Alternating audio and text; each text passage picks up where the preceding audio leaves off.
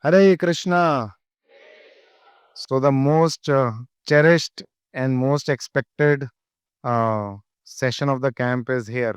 And we have with us His Grace Krishna Chandra. So, Prabhuji has come for the first time for Nityanand Sabha camp since its inception. We are very grateful to you, Prabhuji. And I'll just briefly introduce Prabhuji. Of course, he needs no introductions. uh, no we know how he has been a foundational pillar of Radha Gopinath temple, which is foundational pillar for so many temples, and those temples have been foundational pillars for so many temples. So Prabhuji is one of them. So uh, Prabhuji is he joined ISKCON in 1985, and he's a counselor. He's part of leadership council. He's chairman of Bhaktivedanta Hospital Trust, Gopal's Garden School Trust, and he's also part of the Temple Council of Shri Radha Gopinath. Uh, on his other front, life of achievement, he was born in 1954 and he graduated in commerce with honors from Sindham College, Bombay in 1975. And then he completed his advanced management program at Harvard Business School, US in 1993. He is chairman of Arvind Mafatlal Group, and Arvind Mafatlal Group consists of following two major publicly listed companies, Mafatlal Industries and Nosil Limited, which is a rubber chemical country. He is the president of Mill Owners Association of Mumbai.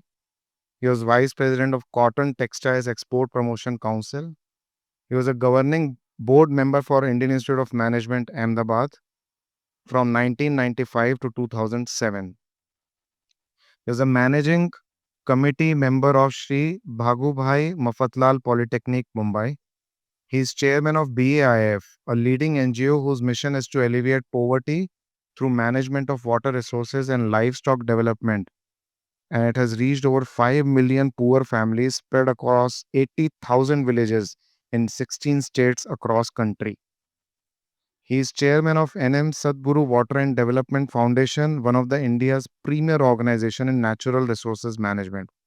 He is a chairman of Nisargopchar Gram Shudhar Trust Uruli Kanchan, which is involved in naturopathy treatments for many decades. So he has he his wife and three children, and all of them have been practicing Vaishnav culture for a long time. Mataji couldn't come. She no she recently had some no medical thing to take care of, but so we are so very grateful to you, Prabhuji, for coming, and we are keenly looking forward for your wisdom, which is decades old, and I'm sure by this wisdom all the devotees will be able to save a lot of their time and energy and effectively serve Srila Prabhupada in the mission.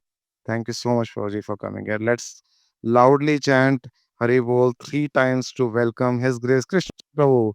Hari Bol! Hari Bol! Hari Bol!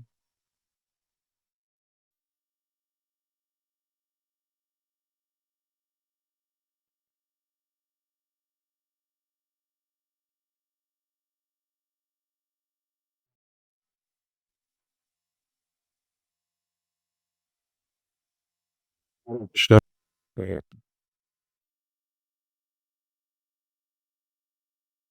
ओ अज्ञानतिमिरन्दस्य ज्ञानञ्जनशलाकय चक्षुरुन्मिलितं येन तस्मै श्रीगुरवे नमः। नमो विष्णुपदाय कृष्णप्रस्थाय भूतले श्रीमति भक्तिवेदांत स्वामी इति नामिने। नमस्ते सरस्वती देवे गौरवाणी प्रचारिणे निर्विशेष शून्यवादी पाश्चात्य देशतारिणे। जय श्री कृष्ण चैतन्य प्रभु नित्यानंद श्री अद्वैत गदाधर शिवासदि गौर भक्तवृंद। हरे कृष्ण कृष्ण कृष्ण हरे हरे, हरे Ram Ram Ram Hare Hare. Is my voice audible? Okay. Very much.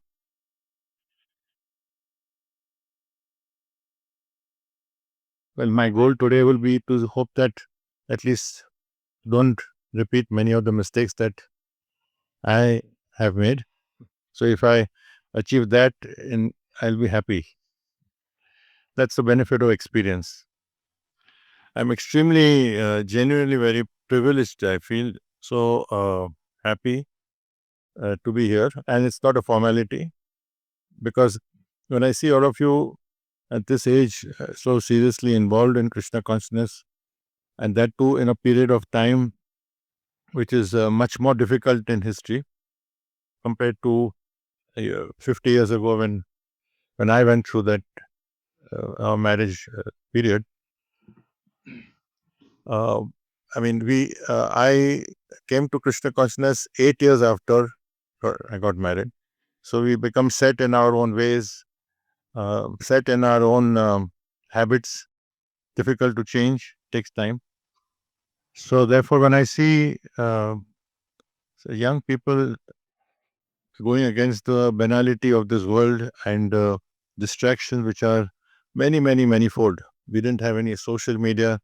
There's no mobiles and even TV. I think was only black and white. Or I don't know whether it was there. I'm not sure. So compared to that, I think today it's a much more difficult situation, and still you are so eager, enthusiastic, and serious. And particularly, I have heard about Nityanand Sabha since a long time. Krishna Kishore Prabhu had spoken to me many years ago, and then on and off I keep hearing, and how organized and how systematically you attempt to give this Krishna conscious, be shared Krishna consciousness to the youth. That needs courage, and I'm privileged to be with all of you. So, I was asked to speak on sustainability of the Sankirtan mission through Grihastha Ashram. So, there are quite a few key aspects to this. So, if you first try to understand what is Grihastha Ashram, I had never heard of the word Grihastha Ashram until it came to the movement. And even then, I must confess, for many years, I just thought Grihastha Ashram means you get married. So, as opposed to Sannyas Ashram or a Brahmacharya Ashram, Grihastha Ashram is for people who get married. Well, technically it's true, but there is then a aspect of Griha Medi, which I think I came to know maybe, I don't know, 10, 15 years after I came to the movement. That was our level of ignorance. But so let's understand, Grihastha Ashram is actually, it is a Grihasthita Ashram. First of all, it's an ashram, like all the other ashrams. So it comes from the word ashray, means the shelter. When a family takes shelter of the Lord, keeps them in the center when they go for a family life. So Grihastha Ashram is a place where they keep the Lord in the center and they perform their Grihastha duties. So it's an ashram. That means its goal is like the other ashrams. Devotional service is the goal, but the activities are very different. It is also the only ashram which is allowed to serve the other three ashrams financially and support financially. So that is a great privilege and an opportunity to help in sustaining the society at large. It's also and this is sometimes not understood, that it has an equal opportunity to make progress in Krishna consciousness. So yes, it is in a sense a license. There are only going to be 0.0001% or maybe less who will be remaining true to the brahmacharya ashram. But you need all types in the world, and therefore, since 99.9999% are going to be in the Grihastha Ashram. Therefore, as Chaitanya Mahaprabhu, who started the Sankirtan movement, has demonstrated and also told us that we really we have the whole world in front of us. And that is why Grihastha couples have a major role to play, because it's not easy to there are limits to what the renounced order can reach to the families. So that is the critical aspect of Grihastha Ashram, that we are in a very solemn, serious, and a very holy environment if we choose to see it that way. And also, it's a great experience, great learning that we can see. As when we come to Sankirtan mission, this is our lifeblood, right? We have moved. We've come to very soon after we come to the Krishna conscious movement. We are told that we need to share what we have, and we have a great happiness in whatever we do. And I know Pune really leads in so many scores in terms of youth preaching, in terms of reaching out to colleges. You all, many of almost all of you probably are products of results of that preaching, and you give it to others. So it is not just the oral preaching. It is not just what we give them, what we've learned from the parampara and the shastras and from guru and from the sadhus. That is vital. But what is most effective? Can the children be asked to keep quiet because it will be a distraction? So it's not only the matter of what we learn and we speak, but more important is the more effective would be when we put this into our own uh, life and we give examples. We live by example.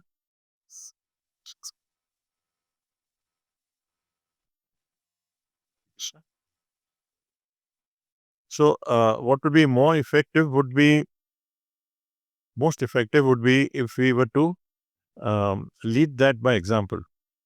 Uh, as they say, action speaks louder than words.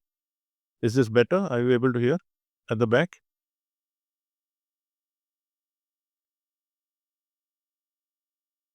Hare Krishna. Right. Okay. So therefore, for us, it's a huge responsibility also as an ashram, that in the Sankirtan movement, the role we can do to both um, play a unique role as well as supplement and support the ashrams, our gurus, our exalted God brothers and God sisters who are inspiring us. So it's a multifaceted approach. And the if we have to underline one question, one sentence for our life, would be that somebody says, "What is the goal?" I say the highest goal is to somehow connect to the Supreme Lord, and everything is covered in that. And actually, we can say that somebody who's not connected to the life is wasted if they're not connected to the Supreme Lord. And somehow, how to cooperate for the satisfaction is our key. And as you have also seen in your own life, that the cooperation is not easy.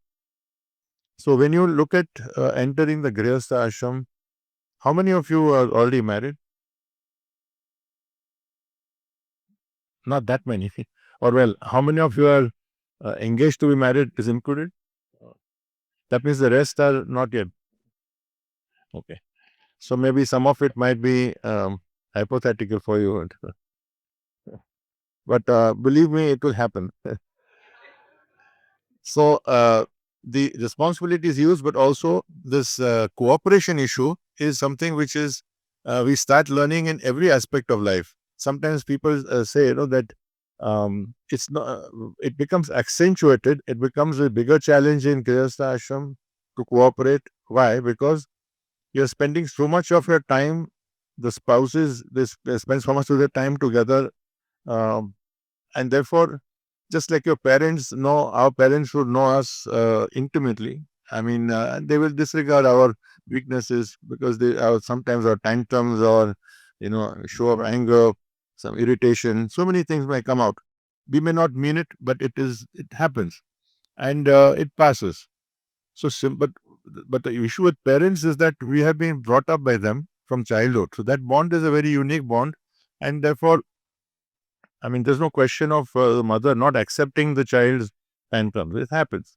And so they just smile and laugh, and it's over most of the time. But in the case of Grihastha Ashram, two adults come together, and they come at a time when there is um, an issue of you know many options. In the sense, you have you're already into Krishna consciousness and effort as a struggle. You also got your occupation. You have so many duties. You're already struggling to finish your rounds, and that too quality rounds. And you have to work, and you have to support, and it's opening up a whole new area. You're struggling to cooperate with your colleagues in the work environment, because that itself is a challenge, because having come seen a very refined, a very cultured atmosphere, with devotees, and then suddenly when we have to stay outside. In one sense, it can increase our resolution to be Krishna conscious, because you see the exchange. You can see people who are very sophisticated, but you can see ultimately you scratch the surface and you see, there's always so much of ego, greed, etc. But that's a challenge. And then on top of it, here you have to learn to cooperate with someone who's a stranger in most cases. Now, and so unlike the mother son or mother daughter uh, relationship, where it's a given, it is that bond is a biological one. Here you have to build into it, you have to create it. And what happens is that it is a struggle for everyone, frankly. I don't think anyone can say it's not a struggle. But oftentimes that struggle may overpower our purpose in life, and we forget that the goal in our life is that how we can learn to cooperate and try to serve devotees, so that we can come closer to Krishna. So we have to see the in terms of the stepping stone. Grihastha ashram is not the goal of life. Happy married life is not the goal of life. But clearly, it is a major asset if Krishna wills it, and if we make an effort in our pursuit of spiritual life. Or put it the other way, if we are destined to have a major challenge in our marital life, which is also a possibility, well, we should not abandon our Krishna consciousness. But sometimes, I'll explain it later. We just in today's age, what I see compared to earlier, the tolerance limits are so less that we just react and we give up very easily. So basically, this aspect of cooperation is very critical.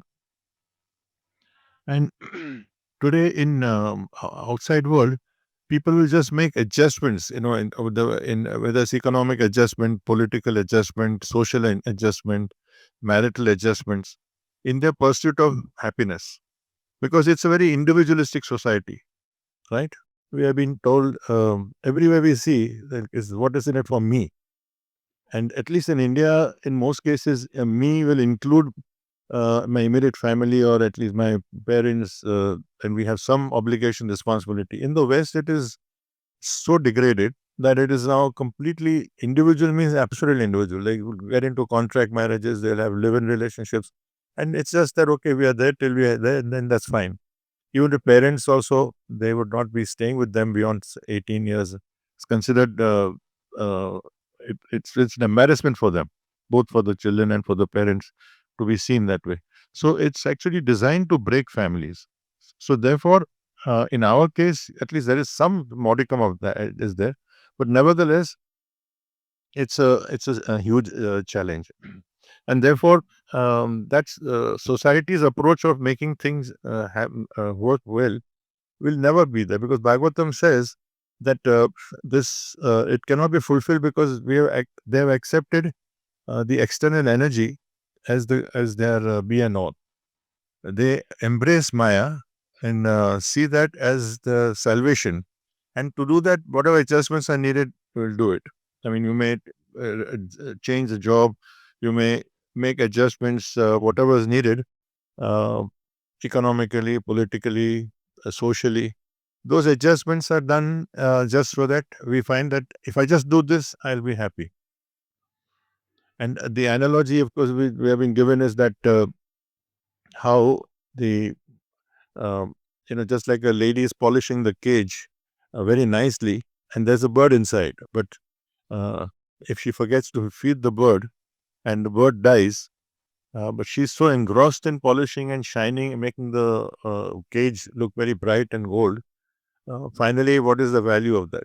So similarly, here we are looking at all the externals and we're looking at the material aspects.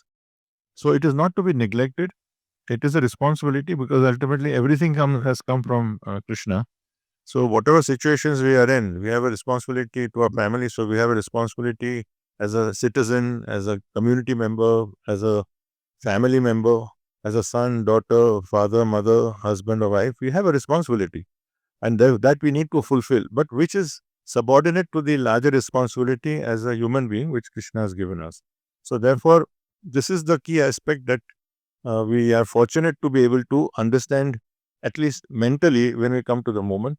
And then with uh, help of Shastra, with the help of examples of many of our uh, God brothers, God sisters, and of course Prabhupada disciples through whom we see Prabhupada, we try to gradually bring it into our life.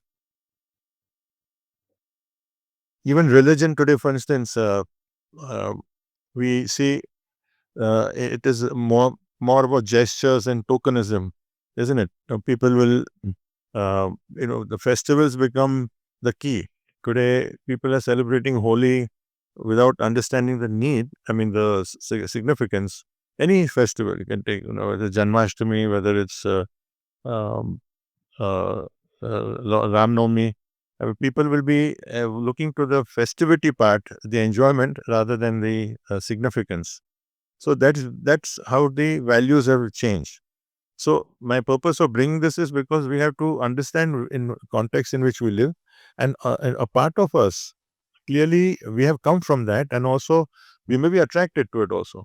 So we are always struggling with various things, and while we struggle, so uh, stumbling sometimes, um, falling down is not a problem because everybody will.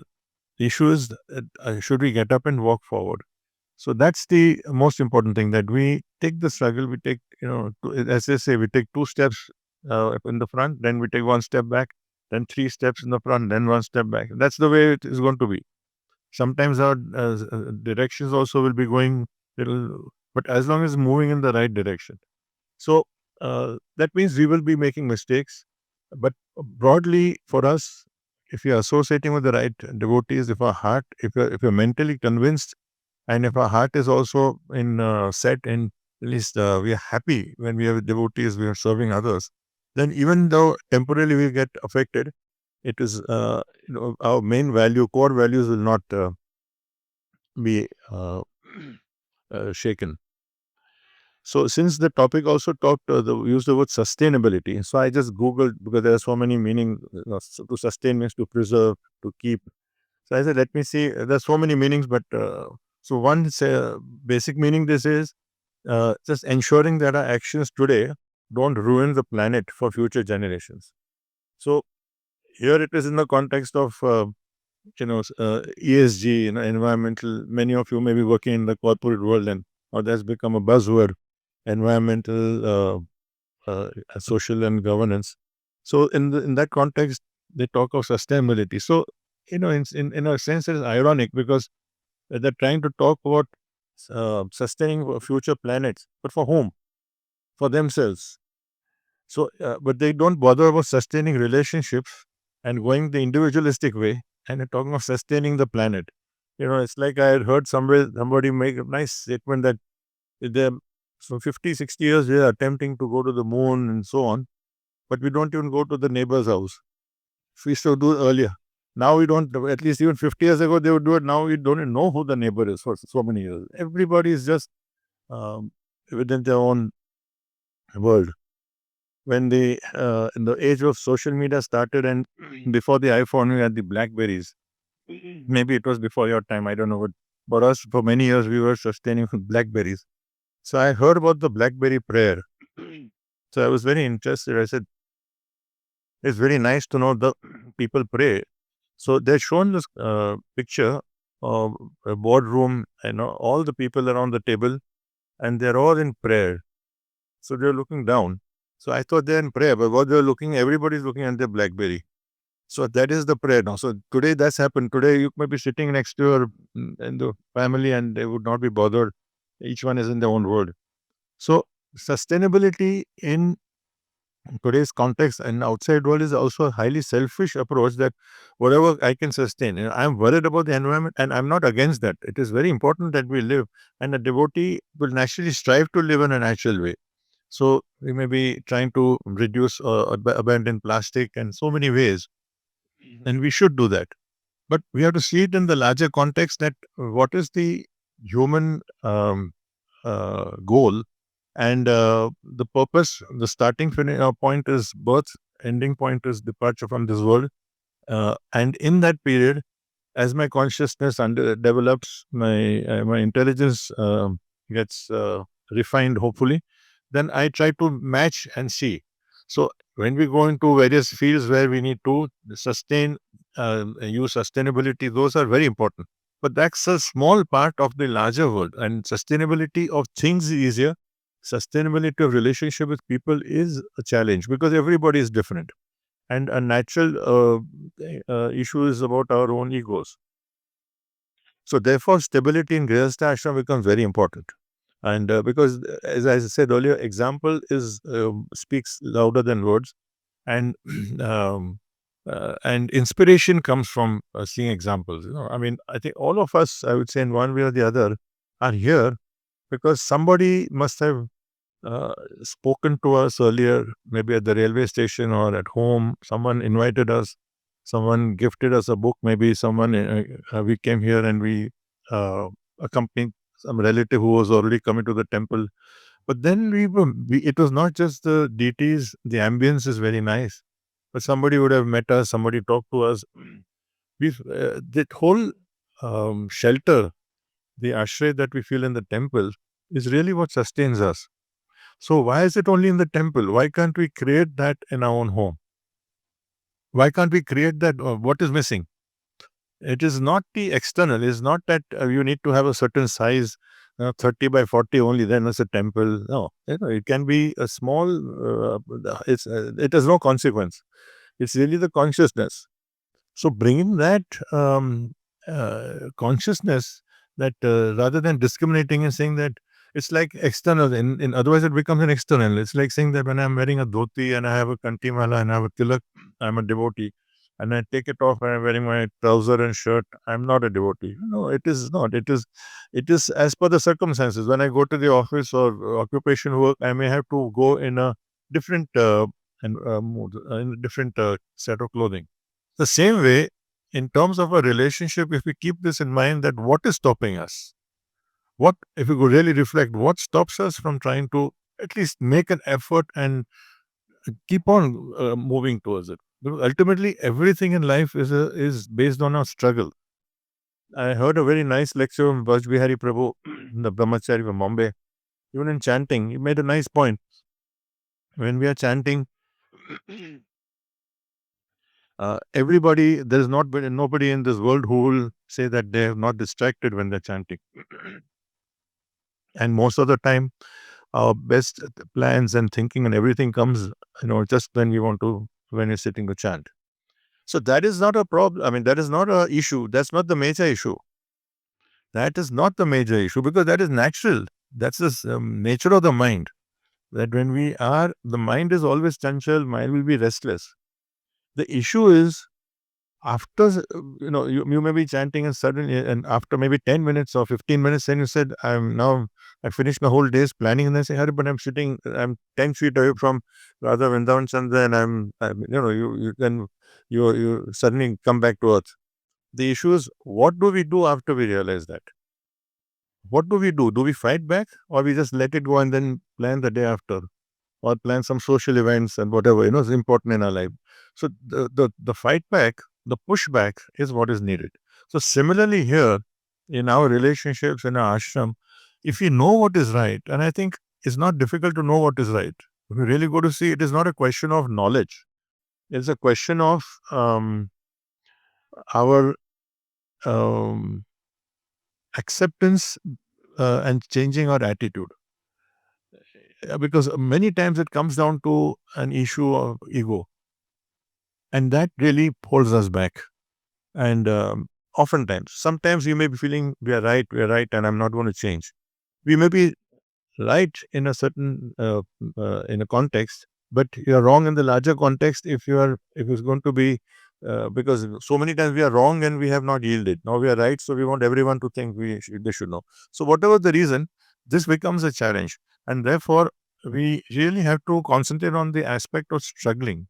Question ourselves, if we are really honest with ourselves, that if we introspect and say, what is it that in my day, what I can do to improve the relationships?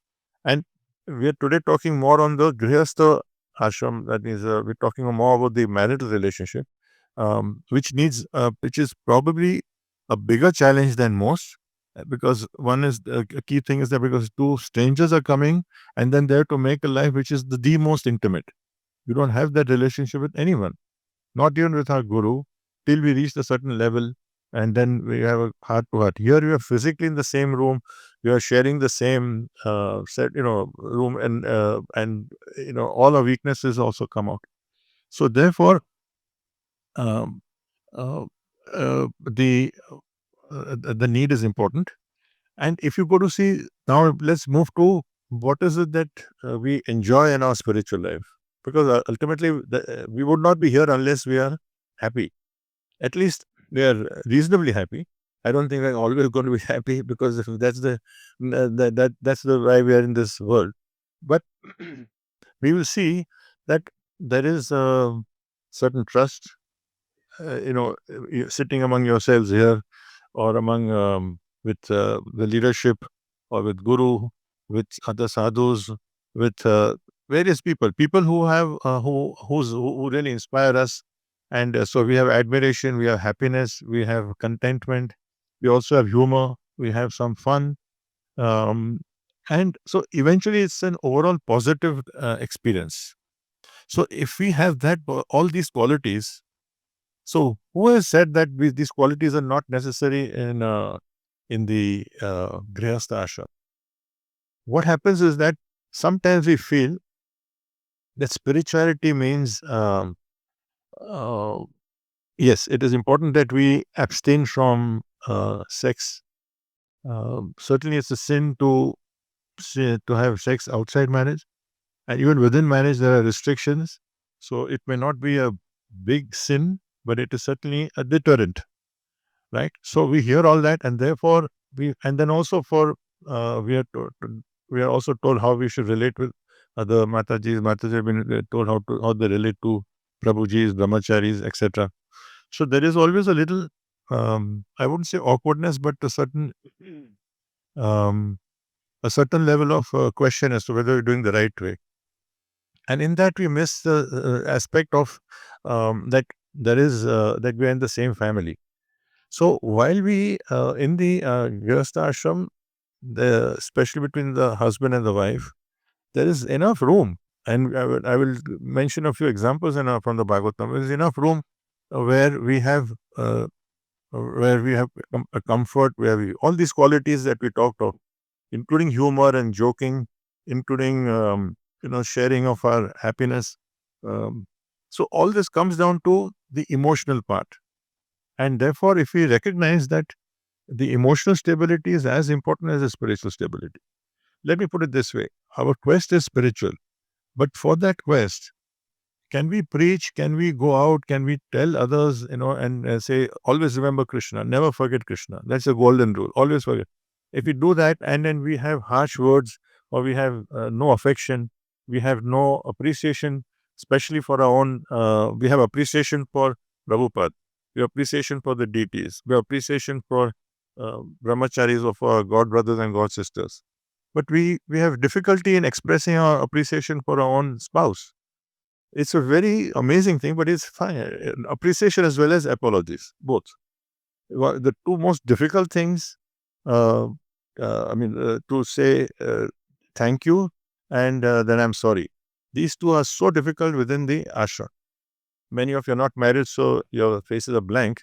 But I think those who are married would probably, and many of you are you're married very few years. But believe me, and many of our esteemed counselors are here, that this does become a determinant. Why should it be? I mean, the same, we don't have to live an unnatural life outside our This is, if you say that a house can be a temple, then the relationship also can be based on the same principles of respect, admiration, mutual respect, mutual admiration. And if you say there is, can we say there's nothing to admire, there's nothing to appreciate? It's impossible. That really is the reflection of us if we cannot find it.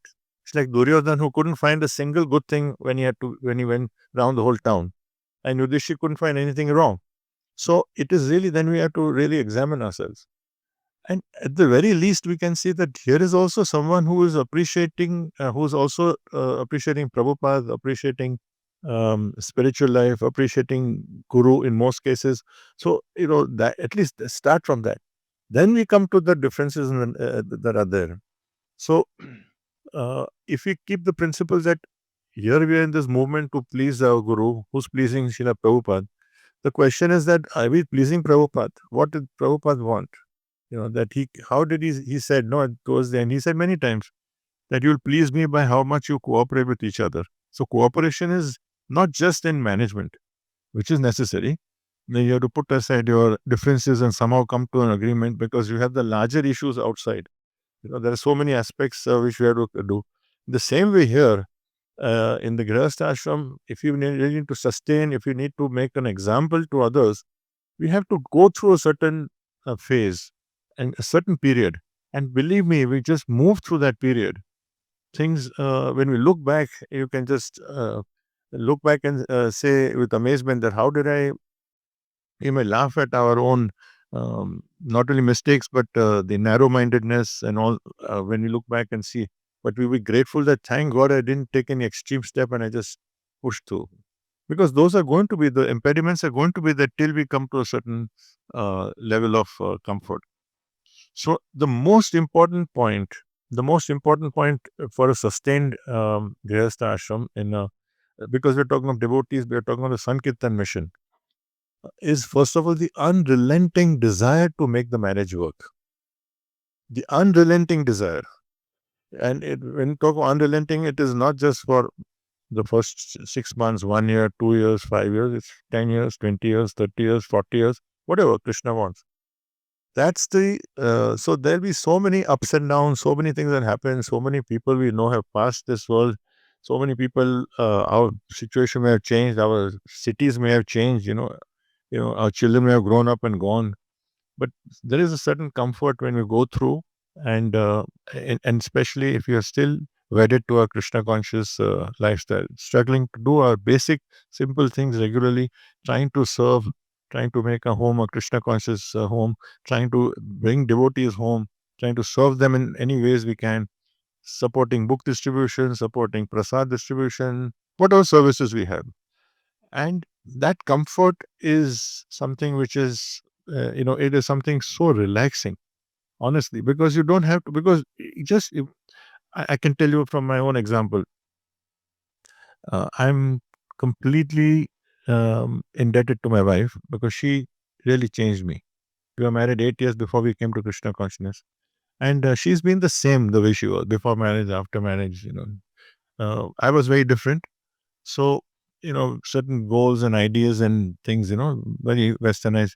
So over time, when coming to in Krishna consciousness connection, um, coming to meeting devotees and my Guru Maharaj and others, that really, we inspired and see how we can change. So that takes time. But then in that period, there were times when it was very difficult in the first few years, and all those were all from my side, nothing from her side. So many years later, because till I changed, but many years later, when we were devotees and we were looking back, so I shared with her. I said, I like the initial first 3-4 years, particularly, um, when I had a very different vision of what life should be and so on. So I said, you must have gone through very difficult times. So what made you stick on? So when she said something, it really shook me because she's the oldest of 5 daughters, 5 sisters. There are no brothers. It comes from a giant family, but it was arranged marriage. So she said that no, all the time I just thought that I'm the oldest of the family, What if something, if I can't make my marriage work, how will my four sisters get married? So, I got a completely different dimension. That is a social dimension, but it's very important one in Indian context. If you talk of families, it is not that we live for ourselves, also a reflection on the parents. So this kind of mode was probably easier there in 50 years ago. And again, I'm quite sure on the devotees in my age bracket will agree, because life was much less challenging then. It wasn't that challenges were not there, but it's just that, say, the women were so much tolerant, very tolerant, that much more. That's why the divorces were less. Today, it's not a question of right or wrong. It's just a matter of the way the situation is. And oftentimes, the women don't have to accept some of the nonsense that happens also. But along with it, sometimes the differences they're not willing to accept, or that becomes a major issue. So therefore, this having seen this kind of if once we recognize, then it is our endeavor to see that we can improve other people's lives and share, and see that if you made mistakes, look back and say, I made a mistake, but I'm now going forward, try to minimize it. So this unrelenting desire to make it work um, is because whom are we? If you're saying I'm serving my guru, I'm serving my the mission of ISKCON, then the question is, whatever I do, is it reflecting well on my mission, and reflecting well on my guru, reflecting well on my leaders, on my senior god brothers who are with me? That's an immediate question. I can't be talking in isolation. So therefore, any decisions we take or any steps we take has to be seen in the larger context. So if we take a few points which make things rough for us generally in Grihastha Ashram, because I think if we keep those, then that will be easier to understand. One is that weakness of character. What I mean by that is, um, we are so much surrounded by the social media and this advertisements, billboards, and the entertainment industry, and in fact, it gets more and more uh, sophisticated and very polished in their approach, and very disguised and very subtle. And therefore, as it is, we have a difficulty to control our mode of passion, especially because we are working, we're making money, and therefore to go into a mode of goodness is already a challenge. We are trying, at least when we come to the temple or we're chanting in the hall, it's a different atmosphere. But when we go out, and then sometimes we are away for many days, so that is difficult. And then on top of it, we are surrounded nowadays, everywhere, whether in our society or whether it's in our workplace, people of the opposite sex. So there is to control our sex desire is something which we hear for the first time when you come to the spiritual world. And on top of it, outside is a different world. So therefore, we have to, if we are mentally and emotionally and spiritually prepared, trained. So if you're not married, it's a blessing to be able to get that opportunity to train ourselves. But for those who are already married, for those who are already, and that too, those who are not in ISKCON before they come, the people join at 40, 45. I mean, even then, so that's the time. Krishna will always bring us when the time is right. But uh, for some, it becomes a difficult, challenging period. But nevertheless, if we sincerely follow our Krishna consciousness, then overcoming this weakness of character may happen, may help us. So just to remember that we are and the reason is also because what happens is that when we relent to a mode of passion, then the hankering and lamenting aspect increases. It's not just a matter of only um, sex life, but through that, our very strong desires for material gains also increases, because it's the same. It comes from the same tendency behind our mindset, and therefore, um, the mode of passion is we can say that mode of ignorance may be less in our case. Mode of passion is becomes our biggest challenge, and moving to mode of goodness, wherein we see, what changes we need to make in our diet. That is somewhat easier. You can't change your occupation. If you are working in, very multinationals and very systems driven, but then also they have this DEI and all, the whole mindset now is such where they're actually pushing for that. So that's something which, if you're not trained and we don't mentally anticipate, then we could get we could. So I'm just mentioning what are the challenges that are there. So this is one. Um, the second is what is called incompatibility. So that's a very general word. People use that. Most divorces, when the people file, they say reason is incompatibility. But incompatibility, I mean, it is many of the issues there arise from. Um, I would say there is worse than being alone is to be with a person, with a spouse or a partner who doesn't like you. That's a very, very difficult thing. So if we are the, let's say, not the recipient, we may think we are the recipient, but we may also be causing that in somebody's mind, somebody's life. So not liking someone and staying in the same house, it's a big challenge. If you have a certain argument, okay, these things happen. The differences happen. Um, that level of tension sometimes really suffocates you because you have to come back to the same house. I remember, um, you know, and you might think it's a joke, but I'm telling you, it's a serious matter. I mean, I can't. Many years in the initial days, when certain times you have an argument and you stick to something, and then you leave for work. And now, when you go to the whole day is gone, or you've gone out of town, you come back after a day, or that mood is gone. But just because you left in that mood, so I would think now, am I supposed to be now okay, or am I supposed to still take that mood?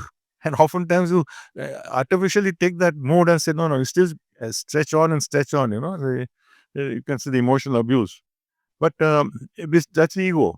So the matter of being in spiritual association is so important because automatically we see that we are hurting people. We need to. So this incompatibility aspect has to be questioned first. We just don't succumb to it and say, Have we made any effort to work to make it happen?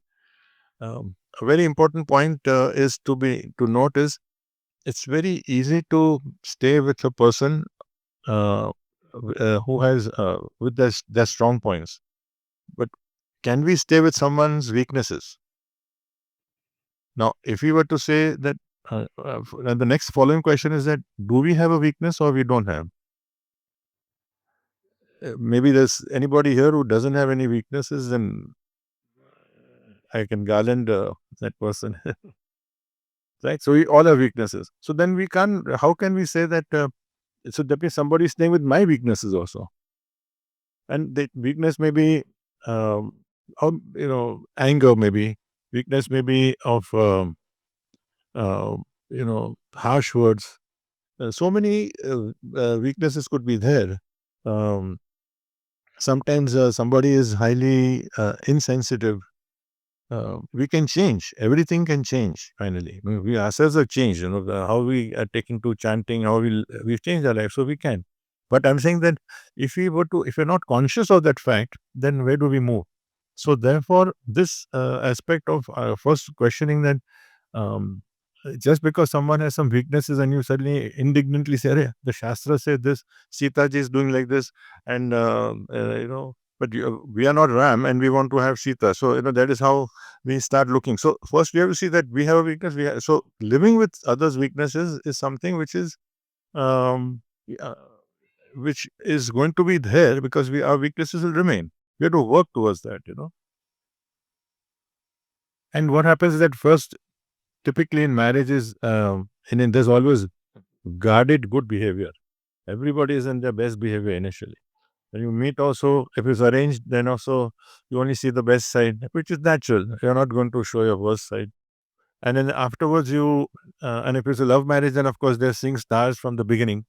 And then and gradually you start seeing aspects which you have not seen before.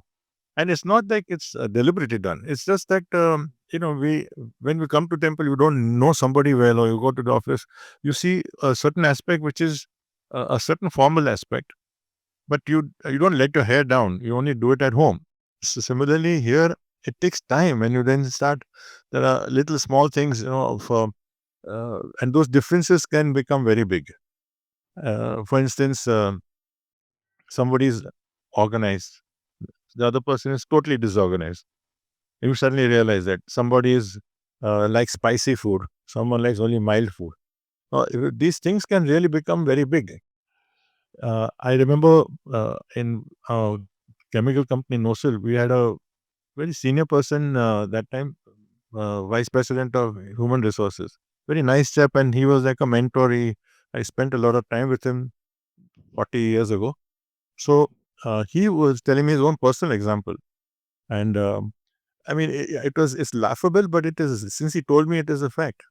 They were married 25 years, he and his wife, and after 25, 26 years, one small thing just it erupted, and he got so upset. And believe me, this is only because he's a very organized person. So when they in the morning when he brushes his teeth, he rolls his toothpaste from bottom to up, slowly, slowly, slowly. And his wife is totally disorganized. She just punches it anywhere.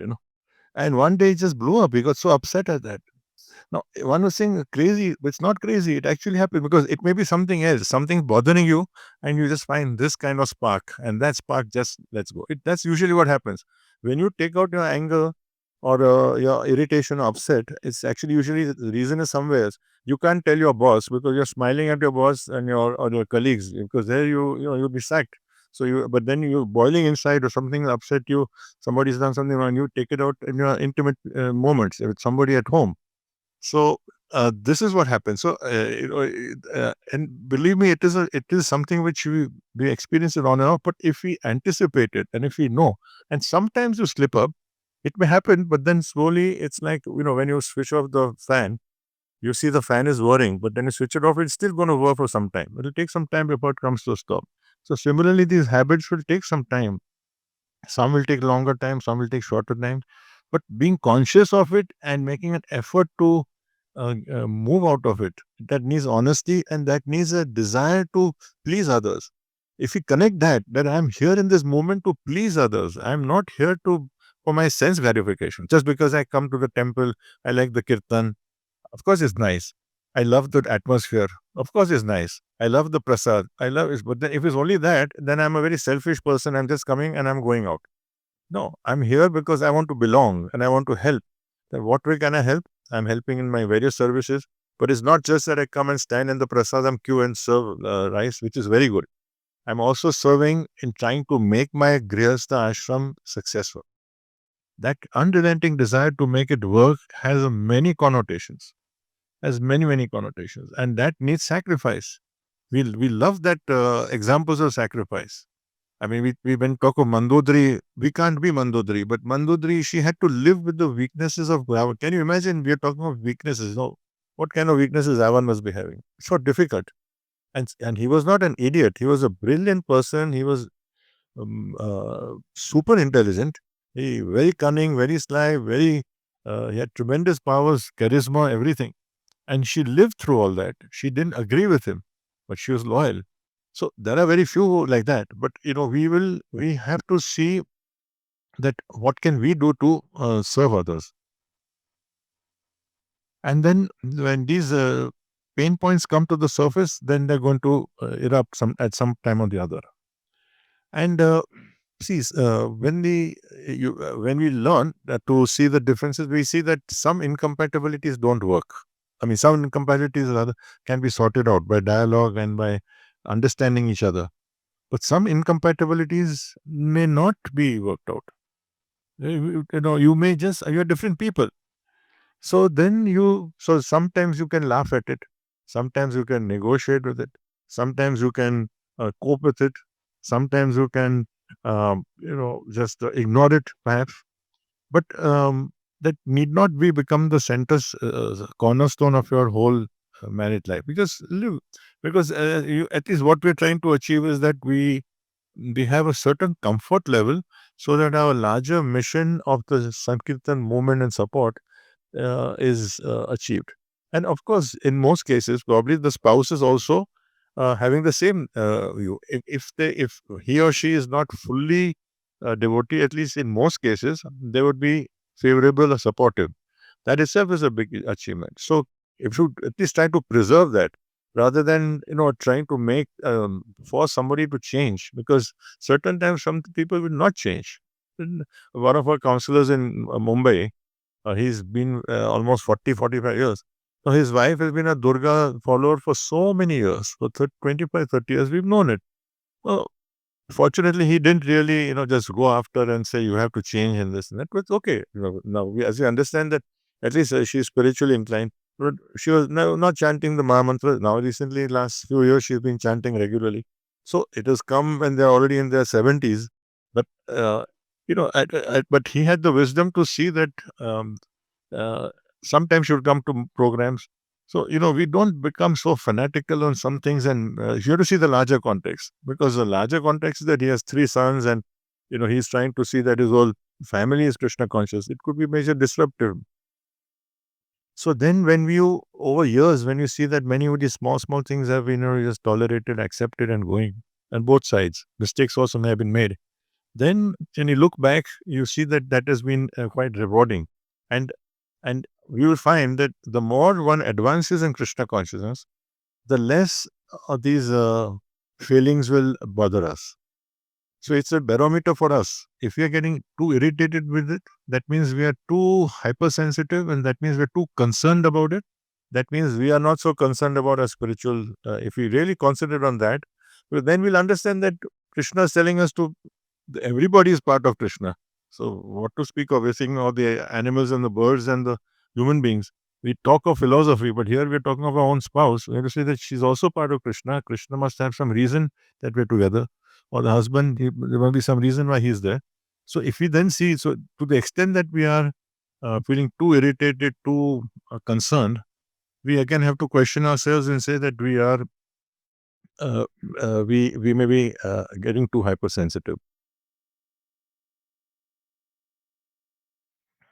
Another challenge would be an inability to hear, because this is again not just in married life but also in general. But it comes out more at home, because you're staying in a physically also in a limited space, and spending much more time than with any others. So if we just want to hear ourselves and we don't actually hear uh, the sentiment behind it or the intent behind it, even if there are differences, and this is a big challenge. It's not easy, because we are so convinced about what we want to do that we can't see any deviation from that.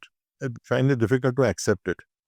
So, if any marriage which really encourages this kind of um, atmosphere, to be able to allow each person to talk honestly, that is of great value. Another challenge is becoming self-righteous. Now, we all in Krishna consciousness, we take vows, we regulatory principles, we follow it. But it may happen that over time, one person may be having difficulty in following. And there is no reason to give up your marriage. There is no reason to give up your marriage. One has to really make an effort to work, because you do not have the right to reject the person. There could be other grounds, maybe, especially when it's huge emotional and physical abuse, or with that you can take guidance. But when a person has difficulty, um, who knows, the roles can be reversed after some time. We are also, today we are in a very gung-ho mood. After some years we have a big challenge, or some close person in our family expires, or some events happen, and then we go into depression, or we just get away from the temple. You never know, so many things could happen, and the roles could be reversed. So we should not reject a person just because um, we feel superior, because I am following the vows, you're not following the. So we have to try to help that person, and whatever way we can. We have limited capacity, we use our intelligence and get others who can help us, because we're talking of a husband or wife. in which case, we have to take help of others. There are intelligent and mature devotees who can say how we can try and see that. So we should not be condescending and self-righteous. Otherwise, the ashram becomes a war zone. It's just for the very important, critical, and not so critical. So, for instance, differences on finances, somebody spending too much, somebody's wasting time, somebody's, using inappropriate behavior, inappropriate language. Certainly, it is not correct. But that's no reason to really, have a war zone. That can be dealt with in a different way. But if you're obstructing, if you're being obstructed in your Krishna consciousness physically or in such a way that it is very difficult, um, those could be serious matters, and they will take advice. So therefore, this discrimination power is very important. Today the tendency is, and that's the reason I'm bringing it up, is because in general, I think India is probably better this thing, but in the world, the environment that we are in the last, say, 10, 20 years, and is getting worse, is that because of this individuality, independent natures, so that we, smallest things we say, no, this is my self-respect, my esteem, I can't accept it and just walk out. This is actually, that's incompatible with our spiritual progress. We have to make an effort, every effort, and unless we are doing it with, we have a higher purpose, we won't be able to do it. So therefore, and that purpose is that we're pleasing our guru, we are pleasing others, because we have limited understanding. We're doing others, and through their strength, we're trying to do what we can. So quitting in a non-abusive relationship is definitely one of the one we have to try to avoid as much as possible. So you will see that people change over time. We have changed. We have to just sit back and reflect for some time. Even though all of you are very young, I mean, still, just think what you were before you came here. 5 years ago, what were you thinking? What were your aspirations? What were your goals? And today, when you say, "My God," somebody tells me, "I'm Saturday, Sunday, I'm spending my whole time in the temple. I'm doing this, that." You never thought of it. Things happen. You got convinced and you came here. So, our natures can change. We have. Somebody had told you that you have to chant 2 hours a day. They will say, "I don't have the time. Where do I fit in? I don't. I can't bring that." But eventually, Krishna has given us the intelligence and the inspiration. We manage it. So therefore, this is an important aspect, that we can change. People can change, and the best chance of change is if we ourselves are able to absorb and cope with it.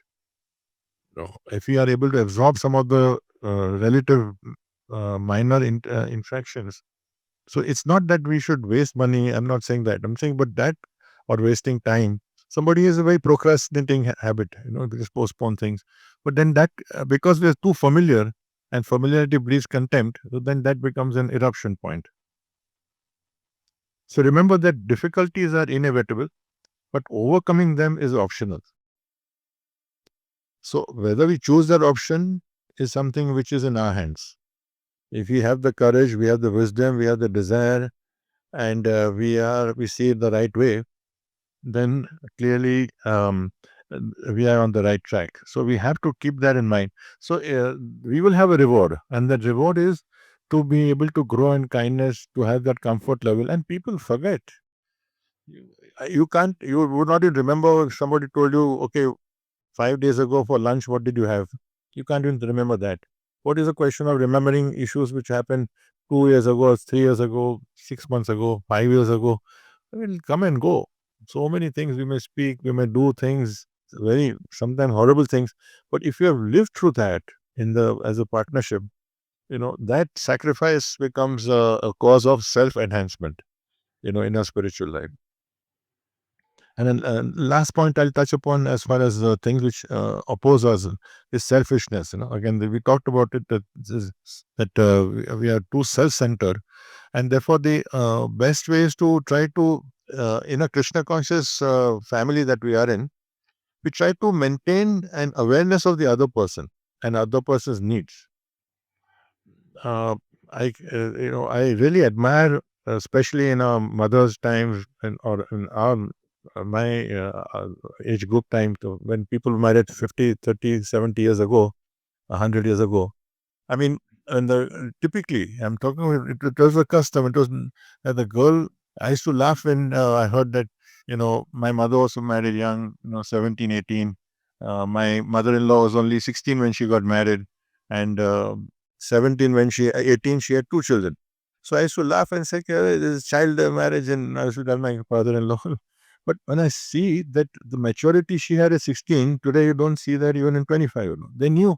So what was the thing? Because they knew, they were trained. It was a natural thing for most people. I'm sure of it. You go to most days, they just, when they got married and they came, the responsibility was to understand everyone's needs and to adjust and manage and see how we can live with our father-in-law, mother-in-law, uncles or their cousins or their whoever, brothers, sisters, so many, and to take, and they become the emotional linchpin. So that kind of awareness used to be there. So today it may not be so much. Today, if that is there, we should really encourage it, because ultimately it is the wife who has to leave everything and comes. I mean, we most of you are men here and think that we have to. This is a point which is rarely remembered. That just imagine if we were to, if society was such or system was such that when we had to leave, I think it would be very, very difficult. So the wife is, as per our custom, she leaves everything and comes. It's a big leap of faith. So at least give some marks, give some appreciation for that. And this especially for the Prabhujis, that, that is something which is, because that goes a very, very, very, a long way in making a marriage work. If that is recognized in different ways, forget differences and all, but the fact that somebody has taken that, putting faith in me, tomorrow I might change. I might start drinking. I might go to another town. I might be relaxed. What can the wife do today? Very few, most, in many cases, is very difficult. And since our Prabhujis are also in Krishna consciousness, at least the fact that they have put that faith and come here and trying their best, when you appreciate and encourage, that really has a huge benefit. But it doesn't mean that we don't have our own understanding of what should be done. I mean, it's not blindly just say, okay, when we say we appreciate chastity in a woman, and a chaste woman, that is a very, very high level. But sometimes the people feel a chaste woman means she's silent, she doesn't speak a word. No. I mean, just see Sitaji's case, that Lord Ram was given the orders by his Kaikai that you have to go. He went and told his mother, he then told Sita that, he ordered her that you have to stay back and take care of our mother and etc. So she could have, if she had just accepted, oh yes, okay. No, but she said no. And she gave many, many sound reasons. He also had very sound reasons to why she should say that. But she gave many sound reasons why I will come with you. She was firm. And Lord Ram, to his credit, he accepted it. So here is a case when it's not that she was unchaste, that she was trying to serve in the best way that she could. So she could put it forward.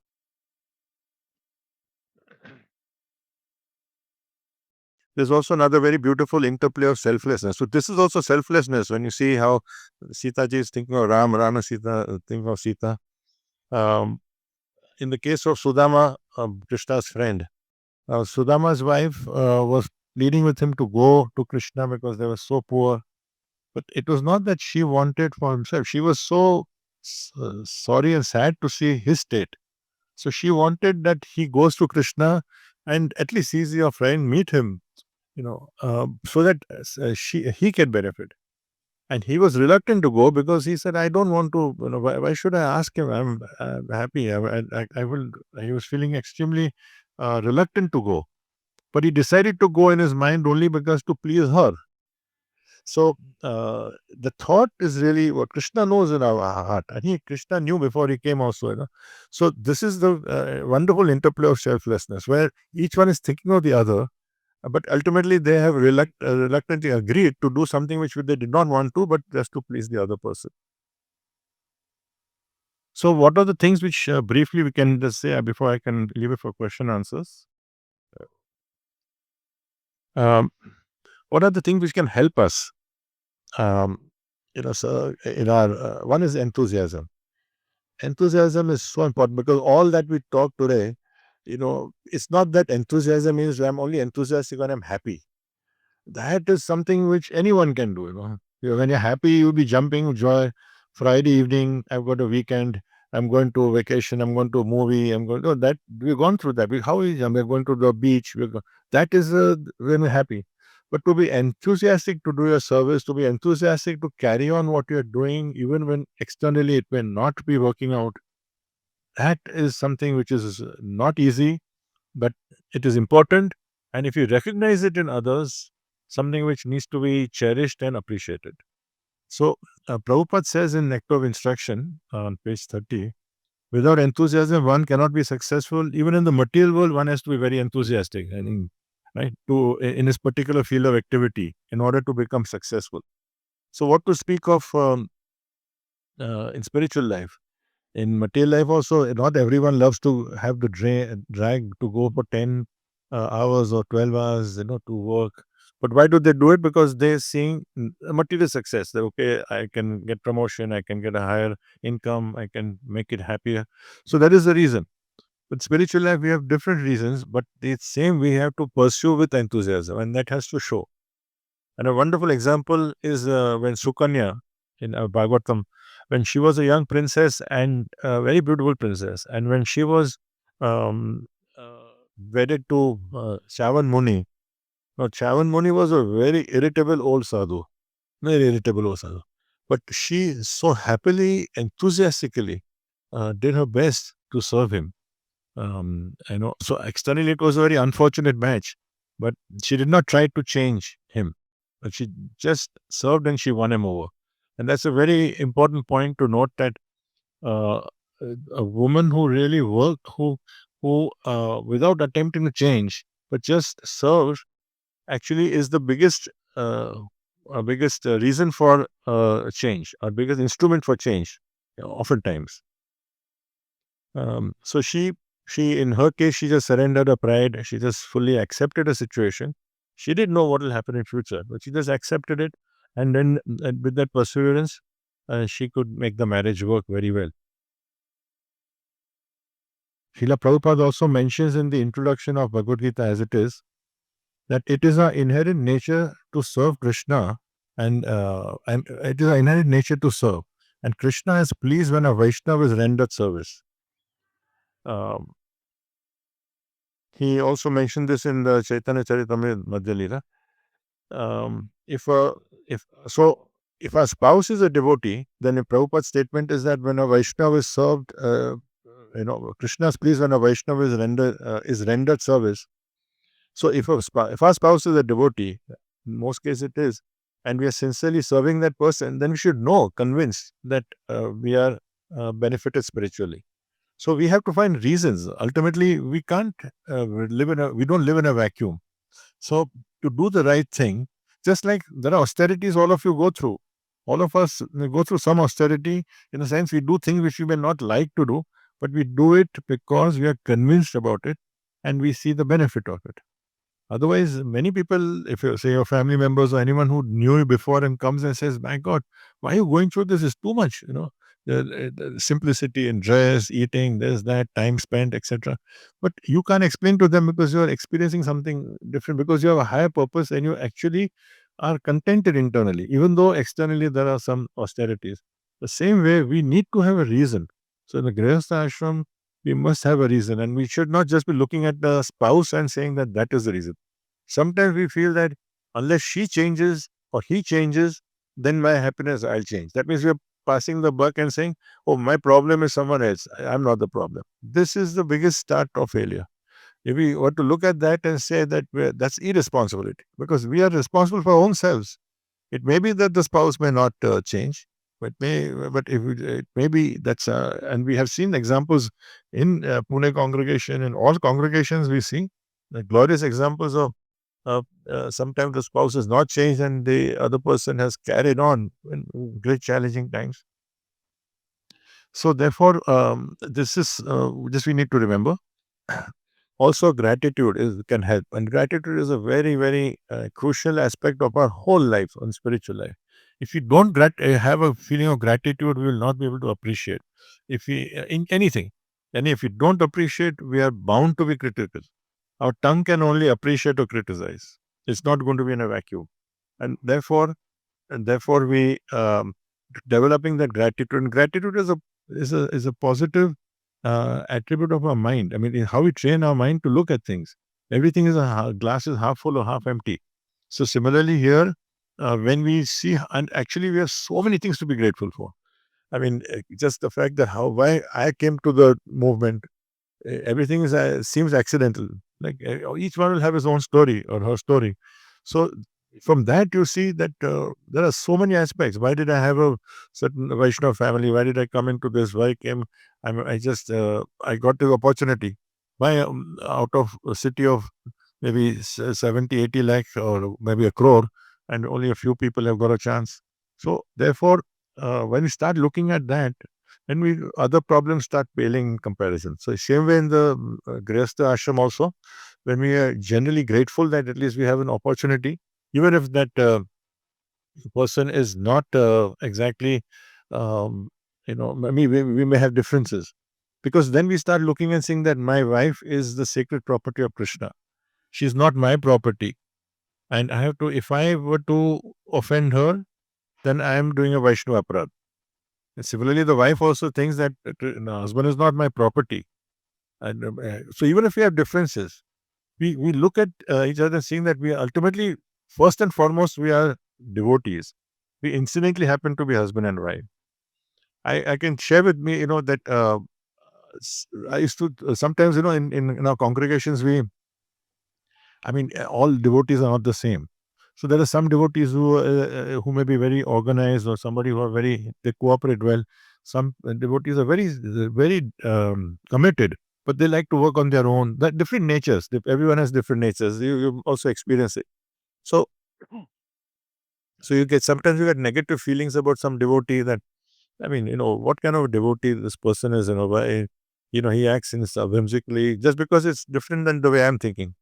And then when I see Radhanath Maharaj, the way he treats that devotee with so much love and so much genuine affection, and then I see, so that how that's a completely different dimension, which I am looking at from a very subjective point of view. Just because the way I see things, it if doesn't fit into that, then it is a little negative. So slowly now, over the years now, I generally sometimes we come to conclusions about someone, but I immediately look and try to see from his point of view, and seeing that how he sees from a detached, and he's so grateful that devotee, ultimately loyalty to Prabhupada, loyalty to the mission is there. That is the most important thing. Within that, I see there is some effort to make the marriage work in our case, in the Grihastha Ashram aspect. So if you look at it in a larger context, that would really be helpful. So otherwise, it can be a Vaishnava aparadh. So we appreciate the sacrifice of the other, the generosity of the other, the fact that that they're also overlooking our flaws. So we feel that that so expressing our appreciation is also very important. There's a wonderful example in the Krishna book, when the Brahmins were having their prasad, and Krishna and Balram were in the field, and then they just sent their cowherd boys, saying, go to these Brahmins and ask them to send, get some prasad. So they just the Brahmins were just ignored. But when Krishna told his cowherd boys to go to the patnis, to the gopis, to the Brahmin wives, they immediately so enthusiastically and ecstatically immediately arranged prasad and came running. So the Brahmins, to their credit, I mean, they did appreciate. What did they say? They said that, look, they're making so much advancement, and we made a mistake. So they admitted their mistake, and they accepted and they appreciated that wives were more advanced, and that they did the right thing. So this is sometimes we have a weakness, and but if you're able to express and appreciate someone who does better than us, especially in the context of a married life, is really very much. Um, very beneficial, because sincere gratitude is an antidote to self righteousness. because we have a very strong tendency to be self-righteous. And I remember, I think probably many of you may mean, when we come to the movement, and with my family, my parents, and others also, sometimes you act very fanatically because you think you are God's gift to mankind, and you act according to thinking that you are the philosophical champion of the world. Sometimes you might say some things and hurt others also. So when that happened, so now my parents are not there. Of course, over the last several years, she's so grateful for what they've done. I mean, not just that they gave birth, but also we gave a lifestyle and a background. So there are many things. So if we have made mistakes, we can rectify. But before that, if we are aware that if we have a attitude of gratitude, then the self righteousness, then a criticism will come down substantially. So appreciation is also very important. But what is important is that the appreciation comes in a married context when the other person is accepted. So we need to see whether we are accepting that person or not. And we can already sense this. We can sense if a person is accepting or not accepting, if I'm liked or not liked. And therefore, um, if we really make an effort to accept the person as the person is, yeah, we will have our differences, but then at least it may be for not just for a guru, but for our children, others, to at least see that there is a certain level of comfort that is very important. And you'll be surprised that this even among devotees also sometimes this eruptions happen on basis that I'm we are so wrapped up in our own self that we don't, like, I think is my service or my guru, etc. My spiritual needs are uppermost. So we may be doing a lot of service, but we will only be thinking myself. Sometimes I've seen that, devotees who have come from the renounced order, from Brahmachari ashram, and they've in their very glorious service of brahmacharis, and then they go into the Grihastha Ashram. Sometimes they have a tendency to, in the initial years, to still gravitate towards their old friends. So they have that time with the not married, their services are so many that they anytime they would be working till 10, they would be serving, going anywhere. But things change after marriage. So it takes time for them. So sometimes this also happens that they're only wrapped up in their own service, not realizing that the bigger service is to make the marriage work. Same with the unmarried girls. They're come to Mangalarti every day. They come, quite a few of them. After marriage, they think, no, no, I will. My first condition, I'm going to Mangalarti every day. It's important and desirable to try to achieve. But supposing your husband is going at 7, you have to cook at home, or if somebody's not well, maybe you have to adjust into the lifestyle. So uh, the critical aspect is that we need to have a larger awareness. And when that effort is there by the partner, we need to appreciate it and support that. Of course, a very important aspect, which does, if it is not there, if it is there, it has a great benefit of compatibility and working together, is affection. And this again, among devotees, they feel that showing affection to their spouse is like, what is the right word? Maybe it's like non spiritual. How can I be seen to be saying nice? I remember in the initial times in our Chopati temple, um, we've gone through various kind of thoughts, but it was like, if a husband is talking to the wife, then there'll be jokes, that the people will be kind of looking down upon. It's like, okay, we certainly have a segregation when you sit, and there's a decorum, there's an etiquette, which is important to maintain. But having a warm, affectionate relationship is Krishna himself tells Rukmini how much he supports it. And when we neglect that, then um, uh, we become harsh. We become desensitized to sometimes. We become we so we miss out the sensitivities that are there when so when I was mentioning about Krishna, he tells Rukmini that, my dear Rukmini, when husband and wife, when they're together, they would like to spend some time joking with each other, and that is a natural part of the in the Krishna book, he says that because we are householders, we are also always busy in many household affairs, and long for a time when we can enjoy some joking words between us. That is our ultimate gain in household life. This is what Krishna says. And then Prabhupada comments that actually householders work very hard day and night, but all fatigue of the day's labor is minimized as soon as they meet husband and wife together and enjoy life in many ways. Lord Krishna wanted to exhibit himself as being like an ordinary householder who delights himself by exchanging joking words with his wife. Similarly, in the Bhagavatam, the sixth canto, there's mention of Lord Shiva sitting in the assembly with Parvati ji was sitting on his lap, and he had one arm around her. So Prabhupada comments that for Parvati to be embraced by Lord Shiva was natural in a relationship between husband and wife. This was nothing extraordinary. This is Prabhupada's words. So therefore, if the affection comes when there is an acceptance. Now, acceptance doesn't have to be physical.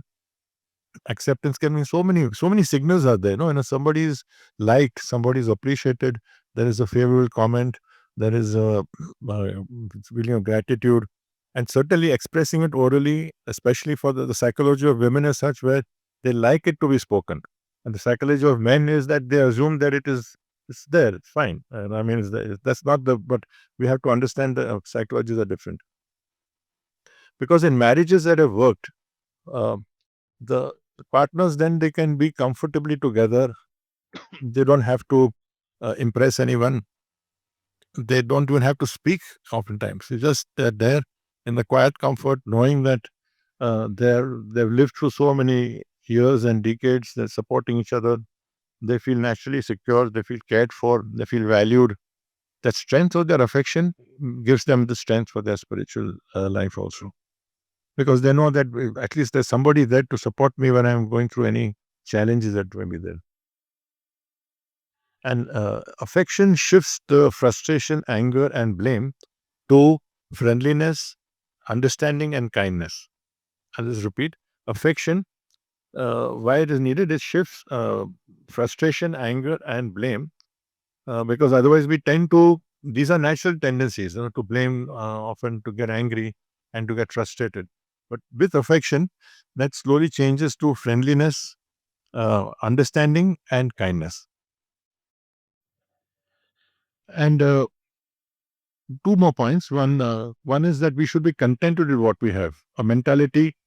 We talked about the challenges, and we're saying now what can help us to have a stable marriage, Grihastha life, because we are in this mission of the Sankirtan mission. We're there to. That's our life. I mean, we have been given this one life. We've taken this. So in that, to one thing that if we have a mentality to accept and be content, contentment comes, it depends on what the expectations are. If you have very high expectations, very lofty expectations, and then we display our disappointments, then that restlessness and dissatisfaction would be something which is going to be sorry.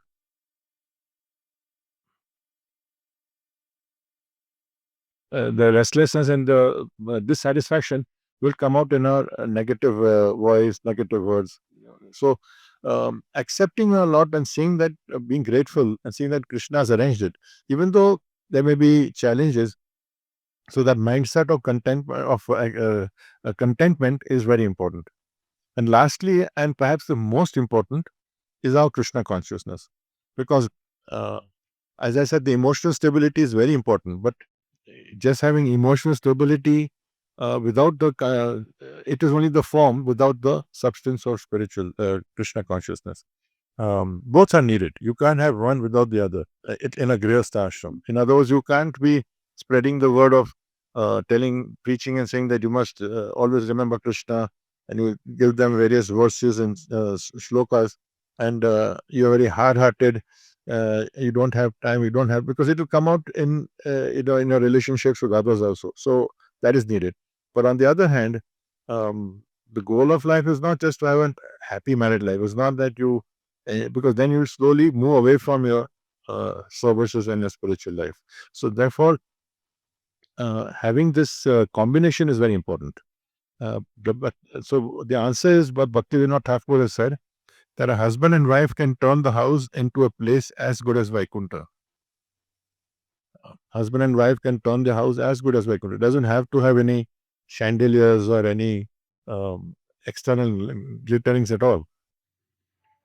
And he demonstrated it. He had 10 children. And how did he do it? Because in spite of being Bhaktivinoda Thakur's life, if you know, was just simply extraordinary. There wasn't, in the last several centuries, I think we don't have any Grihastha who's kind of lived a life that he did. Incredible how many bhajans and books he wrote. He was a district magistrate.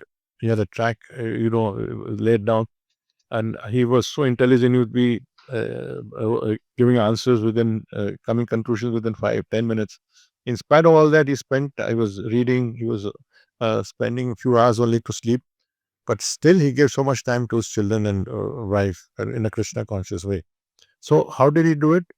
And there's no magic. I mean, just you don't have either photos or deities at home. Means you bring the Lord in the center, not symbolically only, but accepting. You offer what prasad to them. I think we are all doing that, but seeing the benefit of that and being grateful that this opportunity is there, and also being grateful that my wife is also someone who believes in it and who's accepting it. That is something which is very important. And so then our ashram will really will flourish more. So Prabhupada said in the Krishna book that greatness of a person is estimated by how he or she tolerates provoking situations. This is a statement which His Holiness Radhanath Maharaj at one time used to make us repeat loudly and keep on saying at higher and higher decibels, in the Bhagavatam classes. And we used to shout out for some time it was happening, because it was very important that we actually get it into our skin that yes, we have to tolerate provoking situations. So provoking situations can be various situations, and we tolerate the heat, we tolerate sometimes bad conduct on the road, on the buses, in the offices. But at home, we also have to bring that, especially because we're dealing with our devotees. So, and we have so many examples of silently supporting that. We have, say, Suniti, for instance. We have Dhruv Maharaj's great story. It is one of the most inspiring stories. But Dhruv Maharaj's glory is there because he had a mother, Suniti, who suffered humiliation and still she gave the right advice. You have Urmila, Lakshman's wife. I mean, Lakshman's, he's, for us, we can't live without and seeing this example of Lakshman, how he served Lord Ram.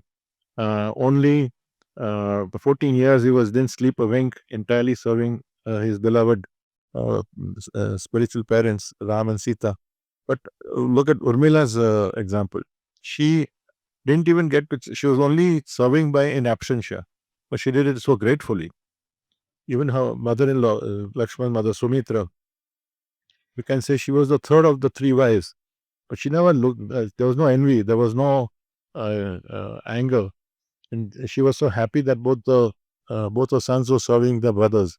She was so happy for that. Kunti. So these are ones where they may not come so prominently to us because we talk of Prahlad and Dhruv and others, but there are others who have played such a role, and therefore, if we find that in our own house we have people who are silently supporting, and in today's day and age, when there is so much of um, you know I mean, there is a certain a very malicious, and you constantly keep on hearing.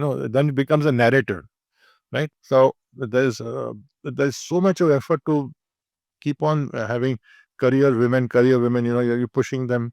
There's nothing wrong with women working, but if you have a career mindset for a spiritual life, and then saying that my goal is to be the manager, general manager, this, that, and I'm equal, then the tendency is very difficult to have a Krishna conscious approach. People working to make ends meet and to share the expenses, etc. It is natural. It is today, unfortunately, it's true, but it's needed. But therefore, when we see this, we need to appreciate when that so many things are wives that and many women are not working. So we keep hearing outside that we talk of working women, working women. It means that the wives at home don't work; they sleep all the time. The work means only when you sit behind that chair and table.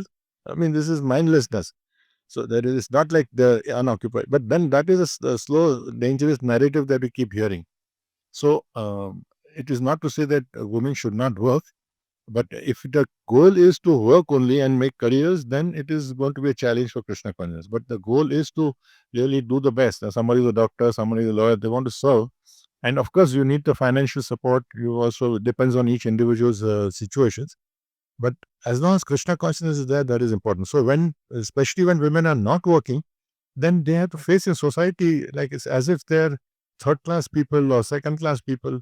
So husbands can play a role in support and voicing our support and being sharing our pride. It is a matter of pride that we have our mothers and our sisters and our wives and others who are taking care, who are putting sacrifices to take care of their family. If we don't support that and we don't voice it, then we can't be neutral in that. So there are so many ways we can do it. It is a matter of great pride for us, and in fact, this is what is sustaining the world today. And we see how Prabhupada and Guru Maharajas and others, how they constantly support, especially in congregation meetings, and they're encouraging. So whatever we can do.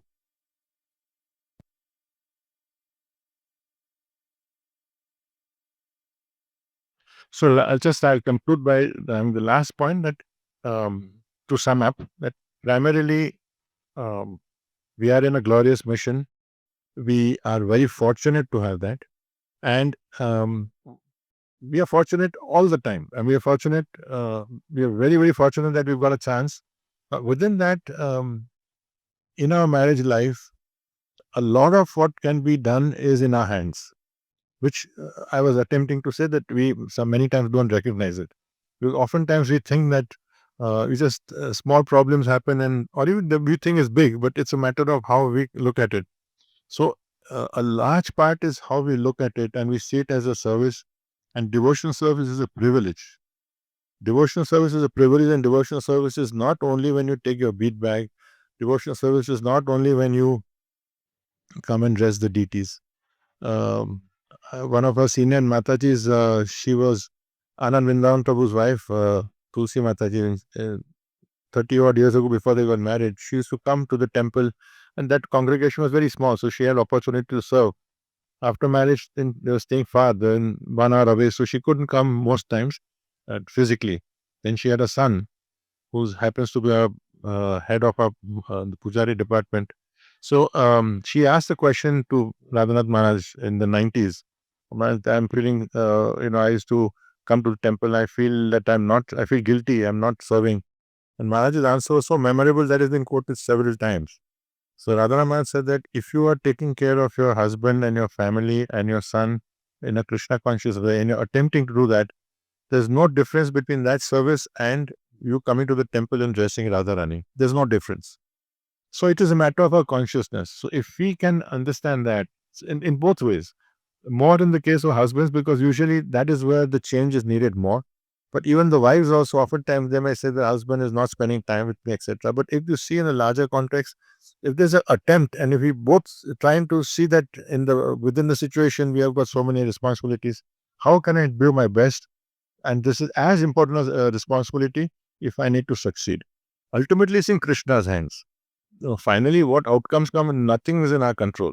So, but question is, can we say with sincerity that I've made my maximum effort, try to make it work, because it's important in this mission of Chaitanya Mahaprabhu's Sankirtan movement. So, I think I'll just rest there now. Are there any questions? We have some time for questions. Yes.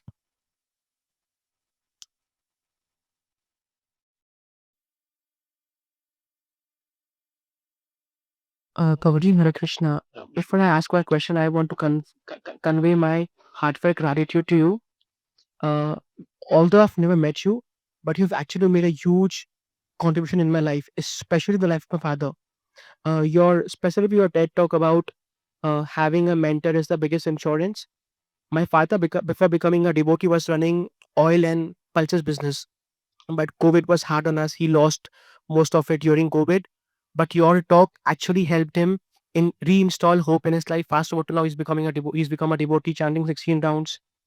And approaching my follow up question to this is, now you and I run a business, and I do have some aspirations, ambitions of scaling it. And we've seen you've rendered such great services. But then there is the school of thoughts that promotes simplicity, that promotes focusing more on sadhana, that promotes on becoming pure devotee. And I find myself, I want to do it, but then I want to dedicate especially the next 10 years of my life in building and rescaling my business. How can I actually create a line between the two? I'm practicing bhakti, doing 16 rounds bare minimum, but then how do I actually create a difference between the two? So, um, what is your actual calling? Time will tell. Because you are young. As you important that you don't leave the Krishna consciousness aspect, that you're doing, as you said, the bare minimum, the chanting in the rounds. And if you are in your heart to examine that you appreciate devotees, appreciate the association, and you really feel loyalty to them, and you have an occupation, you're working, or maybe you're starting something, and you have a passion to, or you have a maybe a flair for doing well in business, you start your own business. Yes, Yeah. it's pretty stable now. So there's nothing wrong. In fact, I tell you what what drives me today, and it's a very personal thing. I can tell you, this is a point which is not missed in my mind, because I am now semi-retired. I'm 70. My son handles most of the business, but still the chairman of the company, because I'm needed to be there. But still, this one thought in my life every day means not. I can You put your Bhagavad Gita here. I can say I'm not. It's not a figure of speech. Every day, it is my one thing that I wish I can do to serve my Guru Maharaj. I have a certain number in my mind, a financial number, because I'm a numbers man. Unfortunately, I say I want to reach that number. How can I give it? So it is driving me. And there's not much I can do because I'm not very active in the business. But we're planning in such a way, because we are public companies, how I can structure in such a way that I can take out more, so I can give it to them. So actually, but whether that calling is there, or whether it is just a disguised, need to get distracted. Probably it's not that, but that you need to be sure that, time will tell. So when you get into it and opportunities come, and you may have some setbacks, and you still have you have learned from experience, and you still have that desire, or you have some success, so you let that happen. But important that you have a mentor, or at least have connection to the devotees. That's critical, because that anchor, without that, the other thing, we can always fool ourselves, and then slowly, you may start giving little donation, and then over time, slowly, our needs will become more. So Krishna consciousness, Prabhupada's mission needs so much of help and support. So, it can be a fantastic thing. Radha Giridhari Prabhu, I don't know if you know him. He's sorry, Singapore. He is, if you ask me, in the entire given planet, I think there's one person who is an enormous inspiration for me. Single-mindedly. In fact, he told me a figure in mind, and he's working only for that. And he's so simple. So simplicity is not only external. Yes, of course, he wears a suit sometime, but till time he didn't even have a car also in Mumbai. He used to just, but now he does. So it's a it's a mindset. Your own needs you take care of, because ultimately, if you have to be in a company of business, then you also have to be of a certain level, how you dress, how you look, but you don't have to be lavish. So there's a difference. So those are experiences that will come.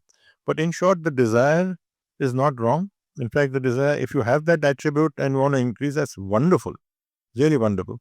Only thing is that critical is that whatever is needed. Now, chanting is there, but philosophy is also important to have a. So you may not be spending, because there was a devotee who was a Grihastha, and he used to read 6 hours a day. I said, 6 hours a day? I mean, I'm struggling to have 6 hours a week or so. I'm not sure if I'm given a class, then I have to prepare for it. I don't read so often. So I was always worried. And then when I asked Maharaj gave similar, but he gave, of course, in a very beautiful way. But he said that you live the philosophy, and don't think that you've done it. Just make sure that you're in close connection, so that with devotees who can tell you if you are off track. And then time will tell. Relations are the key, and you have other responsibility also. So you certainly have to. It's not only the temple. You have your family, you have your parents, whatever. No other responsibilities. But as Rup Goswami has given a broad guidance, we have many ways. He gave it at that time. how to split. Similarly, here, if Krishna gives us, but if it doesn't happen, or to that extent, we should not let that completely depress us. So we have a strong motive, but it should not be consuming in such a way that if it doesn't happen for some reason, then we have fallen. I'm sure Krishna will give us the, if you have an ability to make money, we'll do. But you may have certain goals and it may be falling somewhat short. That time can tell. Yeah. There's a hand out there.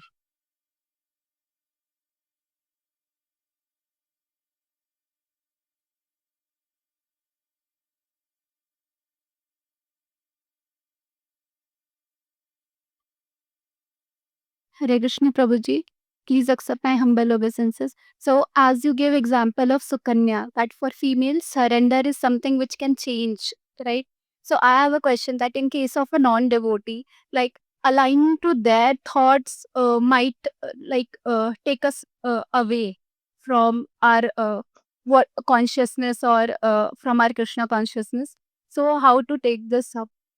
Yeah, so I understand from in a marriage context that if someone is not yet married, then obviously we should do everything that we can to marry in an environment where there is a uh, there is a favorable atmosphere. If not a devotee atmosphere, at least a favorable atmosphere. That should be our endeavor. However, it may be that perhaps we are in a situation. There are situations where, especially in our society, the girl may be helpless because she has to do what the parents would say, and she's in a hostile environment also. That is very rare, but if that happens, then still there is Krishna knows in her heart, like how Rukmini's situation was. She prayed to Krishna. Krishna saved her in a particular way. But in our case, then we can be in touch with devotees. I know some Matajis who are in that situation, who and then how they've kept in touch, and they did not. They have that individuality. Everyone has the individuality. I mean, Pune is based on that. I think our whole congregation started because Zanma Mataji had to come to Mumbai, Pune, and the situation was so difficult, so difficult. But from there, she turned the problem into a huge opportunity. So we wish it doesn't happen to anyone, but if at all that happens, but let's say in majority of the cases, we may not have an ideal situation, but that actually there is no ideal situation in that sense because in material life. But what we most important, we consider ourselves. So if we are in a situation where physically kind of stopped, then we have to take guidance. But if till that time has somebody's locking us up and forcing to eat non-veg and or something, then that's something. But I know of cases where they have over time been in a not a very favorable environment, not so hostile, and then gradually situation changed, or intelligently over time, maybe 5-10 years, they were able to change the situation. Because ultimately, one thing is that we have the advantage of time. Let's say in the case of parents, they're aging. I'm making a general statement. I don't want to go into detail, but I'm saying let's say a situation where the parents they have a certain mindset. No, it should be like this only. Society, this, that, whatever they say. But usually, when time goes by, then they usually, oftentimes they change because they are worried about only the happiness of their children, and they think the happiness is in a certain way. But if they don't change, and if the girl has to marry against her wishes, then she needs to take advice. But it doesn't stop us from our own sadhana. Because ultimately Krishna's in control means he's actually in the heart of he's allowing that to happen. He's allowing that to happen because he thinks that's the best for us. Strange to understand how can it be, but it is. It is a fact. Whether it's something to do with our karma and we have to burn that out also, or whether it is something which is purify us and challenging us. But if we have that faith, then over time, then situations do change. There have been very hostile situations which have got beneficial. And in those difficult situations, you can still keep in touch with devotees and take guidance. I mean, for those people. Yes. Yeah. Haribol. Uh, Priti, like, firstly, thank you very much for your class. It was very helpful in all ways. So, for a devotee, generally, there are many aspects in his life.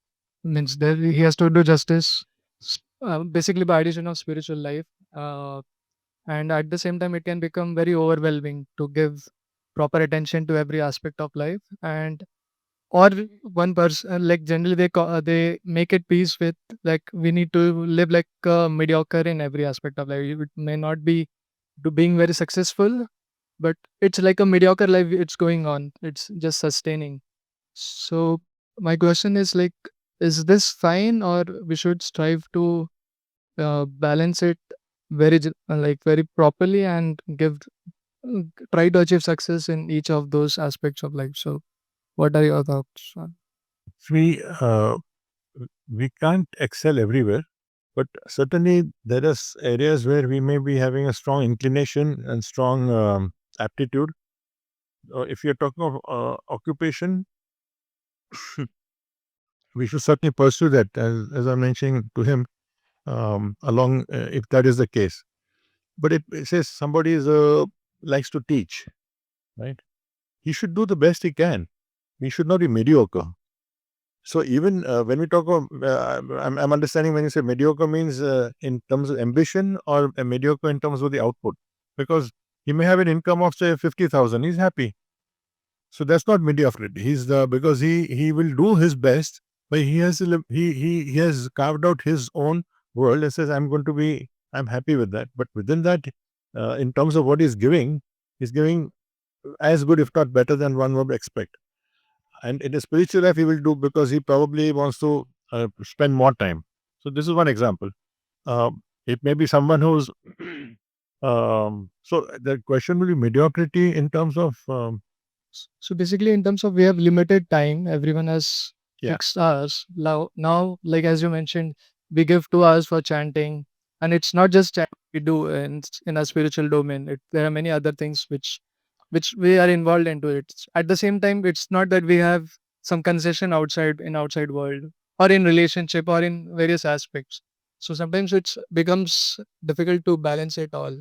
So if within our own occupation, if there is a room to grow, which can benefit the your spiritual life also, and particularly the service that you do, and you need time to pursue it, I would say that needs to be given thought, because it's not like there is a standard. I mean, it should not be that is a certain standard ritual for everyone, because each one is different. There are certain minimums that we have. We certainly have 2 hours chanting, which is non-negotiable. Beyond that, philosophy is important, but now depends on how we grasp and absorb that. And in Mumbai, I'm aware of, because most people travel 2, 3 to 4 hours a day, 2 to 3 hours is an average, generally. So they somehow manage to pick up distances and so on.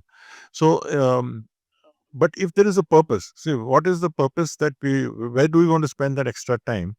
So that extra time, that needs to be discussed. That extra time, if it is going to yield something which is ultimately beneficial for the spiritual life, or for a temple, or for in some way, then adjustments can be made and seen that what your minimum should be. That to that minimum, there's a certain absolute minimum, and then there is certain which is desirable. I think that's something that difference can be done. So if you're replacing with something, it's a matter of. So I'm saying it should not be closed chapter. It should be looked at, but it has to be seen in context of what is the what is it for, and it can be even a medium to long term. Like somebody is going into some aspect which would take them 3, 4 years. Say a medical doctor, for instance. Many doctors are there. I mean, they have to sacrifice many other things because they don't have the time, but they've kept in touch, and then eventually they have done something which they many have come forward and tried to help. So it's something which I would not close the chapter in personally, but I would look and see that what is it that so somebody who knows you, say in your case, and somebody whom you trust also, you need to see and say that whether is it just a voice of Maya, or is it something which actually there's a burning desire, and if I do something, if I excel, there's a benefit. It could be preaching. I mean, you may be in research, you may be something, because if you are rising a certain level and your influence of power is more, and you feel that that could help in the networking, for instance, I mean, the various different options. So I wouldn't settle for mediocrity unless we are the way you defined it in terms of time, but unless you are content with that, which is fine, because then spiritual life is more and your needs are less. But if you yourself are not satisfied, then I would suggest you should discuss with your counselor or people whom you trust and discuss what else you could do if you have a plan in mind.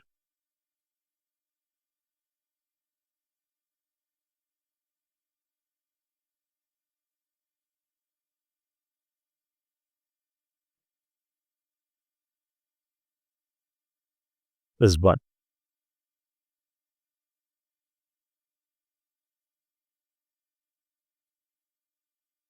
Hare Krishna Prabhuji, thank you for the class. Like I have a couple of questions in my mind. One question is just an extension of his question. Like, uh, where do you see the balance between your ambitions, and how do you regulate it with your, with Krishna consciousness, keeping Krishna consciousness in the center? And what keeps you going in Krishna consciousness? How do you make a balance between it? That is the first question. Second thing is, uh, we have to deal with material. Let's take one question at a time. We'll take Okay. one. Yeah. So, when we experiment with something or when we try out something, it is always going to be incremental. We are not just going to completely take a big radical step. It's all or nothing. That rarely happens. So there is room for if we for first reasoning and trying to see whether how deeply I feel about it, and what could be the repercussions, what could be the pros and cons, and then I can incrementally make an effort and see in an experimental way, 3 months, 6 months, sometime, to see whether because we don't know exactly how things come out. So I would say there is room to take steps in such a way that it is not you completely drop everything. So because without that you won't know also whether where exactly is. It may be that after some time you feel, okay, no, I think it's not worth it, or I'm not made out for that, or it's too dangerous, whatever reasons, and you may quit. But otherwise, that doubt will remain in your mind for a long time, and you say, I could have done this. Well, maybe you could not have, and you still keep thinking, or you could have, and you let go. So it's something which needs, but again, these decisions, I would say, is difficult to take individually alone. We have to discuss it at least. The other person may not be familiar with many things in our life, but if you trust someone and you discuss, at least they have an overall, they can ask the right questions, and which then you can answer if you're honest to yourself and see. Because your motive is very clear to live a spiritual life, and at the same time, there's room for certain areas where you could do more. You have a restlessness, or you think you have a desire and ambition. It's something which is definitely you can take steps such a way that it is you can retract, or you can build on, or you can modify. The second question is, I mean, uh, how to deal with the uh, outside world. Like, you are a public figure. I mean, many people know you. So, and in context of businesses, you travel to so many places and deal with different types of people. We get fed up with dealing with one company, inside a team. So how do you manage it? Well, my situation is different now than before, but initially, yes, I think in the 80s, because we had collaborations with several German and Dutch companies. So to go there frequently, meet them. So I was feeling very odd that because initially I used to smoke, drink, and suddenly I changed. So like everybody is um, standing in a USA, in Germany, Frankfurt, and and for business. So you want to do the best, and then everyone is having the glass of whiskey, and you have your tomato juice. So I used to feel odd. But I found that actually, they would be curious to know, and so initially I was very shy to say, but then I said no. Then I also asked my devotee friends, and then when I said, I found that it was amazing how much they appreciate it. Appreciate in the sense, not the reason, but I mean the very fact that I'm willing to do. So maybe that's their life is very individualistic, so they do let go. But I did not. Then I could overcome that. So that was in terms of the difference. Otherwise, I see, the more you are outside, it is the biggest insurance you have to remaining Krishna consciousness, because you see the contrast. Otherwise, if you are only in the ashram, and I give credit to the brahmacharis, amazing that they're so closeted. In Mumbai, I know there are like 150 of them used to stay in a place which is probably even 10 should be feeling too much, but very simply, but to manage and not treading on each other's toes, because then you have that, familiarity breeds contempt sometimes. So I've always admired that. But here in the case of Grihasthas, I mean, in my case, the more weakness, sometimes in meetings and all, you then feel this person doesn't have the experience, this person is saying like this, that he doesn't know, she doesn't know. You come to that mental thinking, and or even in terms of uh, some attributes, you come to wrong judgments in your mind. But when you're outside, and I see people who are, and I tell you, this is without any. I mean, I'm not. It has been over and over again. It's amazing how people are earning, 2 crores and 3 crores also a year. But when something happens, you see the weaknesses, and you see This is something which, I mean, is somebody who's come just for 6 months into Krishna consciousness would be much more mature than this. You see that all the time. So actually, I feel greatly inspired. Then my faith in Krishna consciousness gets strengthened. That these are my friends, these are my devotees. This is where my heart is. So actually, if you see those situations outside, it's something which, so it's not like you become condescending or superior. You just feel so fortunate that you got saved. You could have been this, I would have been this like them only. But it's so shallow, so superficial. So that at least gives you strength that here people may be less sophisticated, or people may not have that kind of knowledge or etiquette, but there is a struggle, sincerity to struggle for the right cause. So I get very inspired most of the time when I see the contrast. So in that sense, the Grihastha Ashram, we are our advantage. We keep seeing the contrast. We have both the sides. The kind of behavior we see. So therefore, devotees have a high responsibility to see that we live up to that kind of behavior in simple ways also, in terms of kindness, in terms of appreciation, in terms of how we talk to strangers. And we see that among Radhanath Maharaj and his godbrothers and others. I mean, constantly, anyone they come, that is just natural.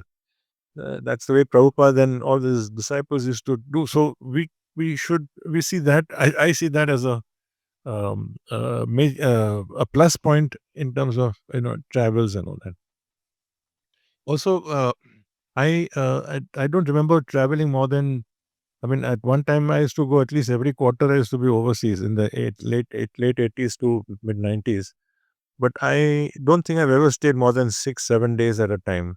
I can't remember, because wherever I would go, I'd rather come back and go the next month. I never trusted myself because it was so scary, because you're so caught up in that entirely different world and environment. I'm talking of in terms of the comforts and the atmosphere that is there. So I just kept myself minimized, and then always sought out temples there if possible. So working outside, I think that there are pros and cons, but you can see advantages in that also. At the same time, we sometimes see some real smart people, so intelligent, you admire. Amazing. Like when I did this course in Harvard for 3 months, there were 108 people and from 33 countries. And, they have a case study approach. So it's not like they give, and the average age was only 47. So I was 38 at the time, but it went up to almost 60, 65 people, years old also people were there. So you see such a wide variety. The Malaysian chief of staff the army chief of staff was also there, professor from Slovenia. So you have a different mindset. And a case is given, and then you see how you approach it. And almost every time, I'd never thought of so many dimensions, and amazing how what intellect people had. So you can appreciate that. They may be missing out on certain things, but then that can also help you. So you can see the advantage in whatever situation we are in. I mean, we should try to be without ego. If you don't have those advantages, I mean, if you don't have those traits, so what?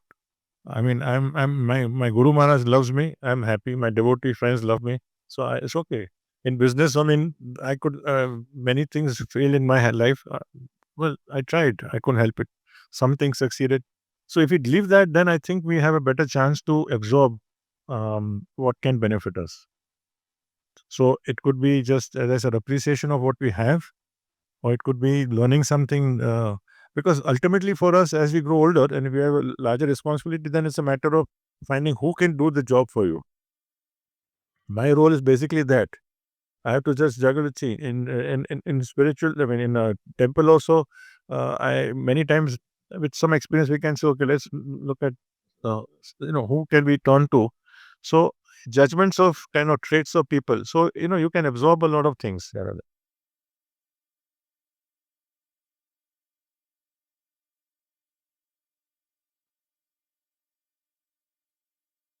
My apologies, Atmanam Garam Prabhu, for it took longer time to stop. Hare Krishna, Guruji. Thank you very much for the wisdom. Guruji, sometimes we think we'll do basic minimum outside, and Sorry? like sometimes in job or career we think that we'll do basic minimum. Like initial years I was working, I had a lot of this mentality. So I would like do basic minimum or sometime even not that and try to take out time like this. And sometimes we go to extreme that we are so much after career. मेरे को ये भी करना है वो भी करना है I want big money this that so like um, how to strike a balance and Uh, I fully empathize with you because I have gone through exactly, and I don't have the right answer, except I can share my experience, how I looked at it. That you go to extremes. Um, because I used to be asked often in the 80s and 90s that, oh, does your coming to Krishna consciousness reduce your ambition? So I still don't know the answer. I mean, I'll reply both ways. I can say yes. See, I didn't have that burning desire because I came from a three-generation business family. So I was like very relaxed and chilled out in college, and just like how all rich uh, kids are, spoiled kids. But somehow I came to Krishna consciousness. So I mean, I didn't have that burning desire. But then later, when so I did not spend the time I needed to, or I could have perhaps when I look back that. But then, fortunately, at least I could spend time with the devotees and strengthen my spiritual life. So I will never know whether that's why I was telling that whether that ambition, if it had it if it was there, would I have exercised it or not? I don't know. However, on the other hand, I've seen that later, um, just seeing how much the devotees are doing all over. There's so many projects, so many things are going on, small and big. I mean, not just in Mumbai or Pune, but amazing in Bangalore, Assam. There is so many projects. We just see people with just starting a school. They're doing this and variety of things, and money is needed. So then I have an ambition that I want to do something. So I've also gone both back and forth. So, not for me, the time is gone. I can't go into learning new skills or spending more time. That, but I would say that Krishna has done whatever I mean, ultimately, the way I reacted at that time. So, my suggestion would be that you just have to be aware of as you go on. It doesn't matter if you are going both back and forth because you are in a rare situation. Rare in the sense there'll be very few like you because first of all there are less devotees, and that too devotees were working, and everyone is not in the same situation. So we have to find our own equilibrium, and you'll slowly see that, because once you know what extremes you don't want, then you also know what could be the range, and within that where your inclination is and whether you can actually do it, or whether you might then, right now perhaps it might also be, and I'm giving one more, it can be theoretical, that a reason for being pushing for it, because your ego may be feeling that it may not be you, but maybe saying that I don't want to be seen as a failure, so I must do something, and it may not be actually your desire, but just not to be seen in a negative light, so you're pushing for it, and eventually you feel that why am I concerned about their opinions? For me, the opinions of others are important.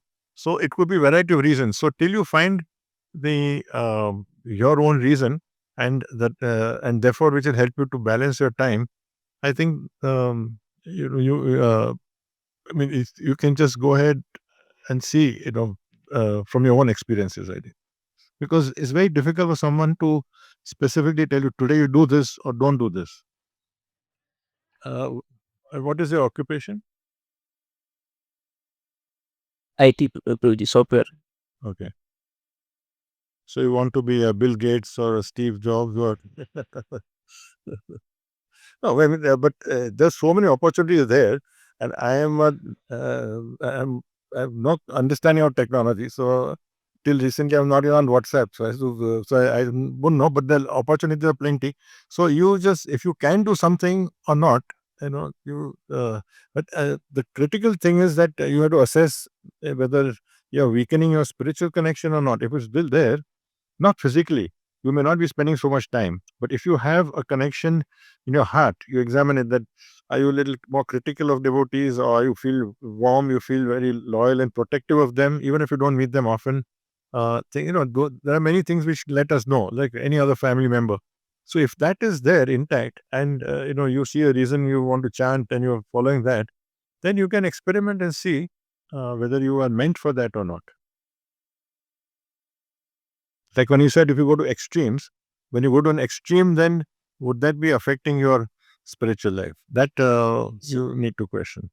So, like, I mean, honestly, like sometimes I do feel a lot of interest in coding and creating stuff, and so sometimes I really think that well, if I could get same interest in chanting, life is success. Yeah. Sure, I agree. So there was a time many years ago, after I became devotee, I suddenly got a craze for Sudoku crosswords because I love numbers. So it was completely mindless, but it was like you go on flights, then what do you do? I mean, you're not going to read Bhagavatam chapter 10 to 5 every time. Right? So I was, when then it just wore off, because everything this the taste went away. But you go through various things. So maybe yours is not in that category, but if you see a meaning, if you're aware, and you will be, because after some time you will either develop a bigger interest, which means you're disinterested in other things in spiritual life, or you actually will find a connection. If you don't find it, so if I would not worry too much if it is not for a long time.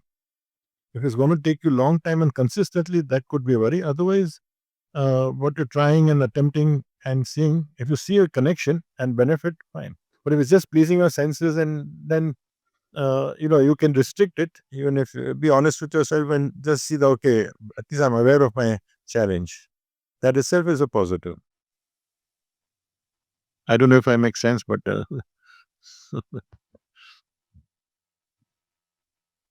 Okay.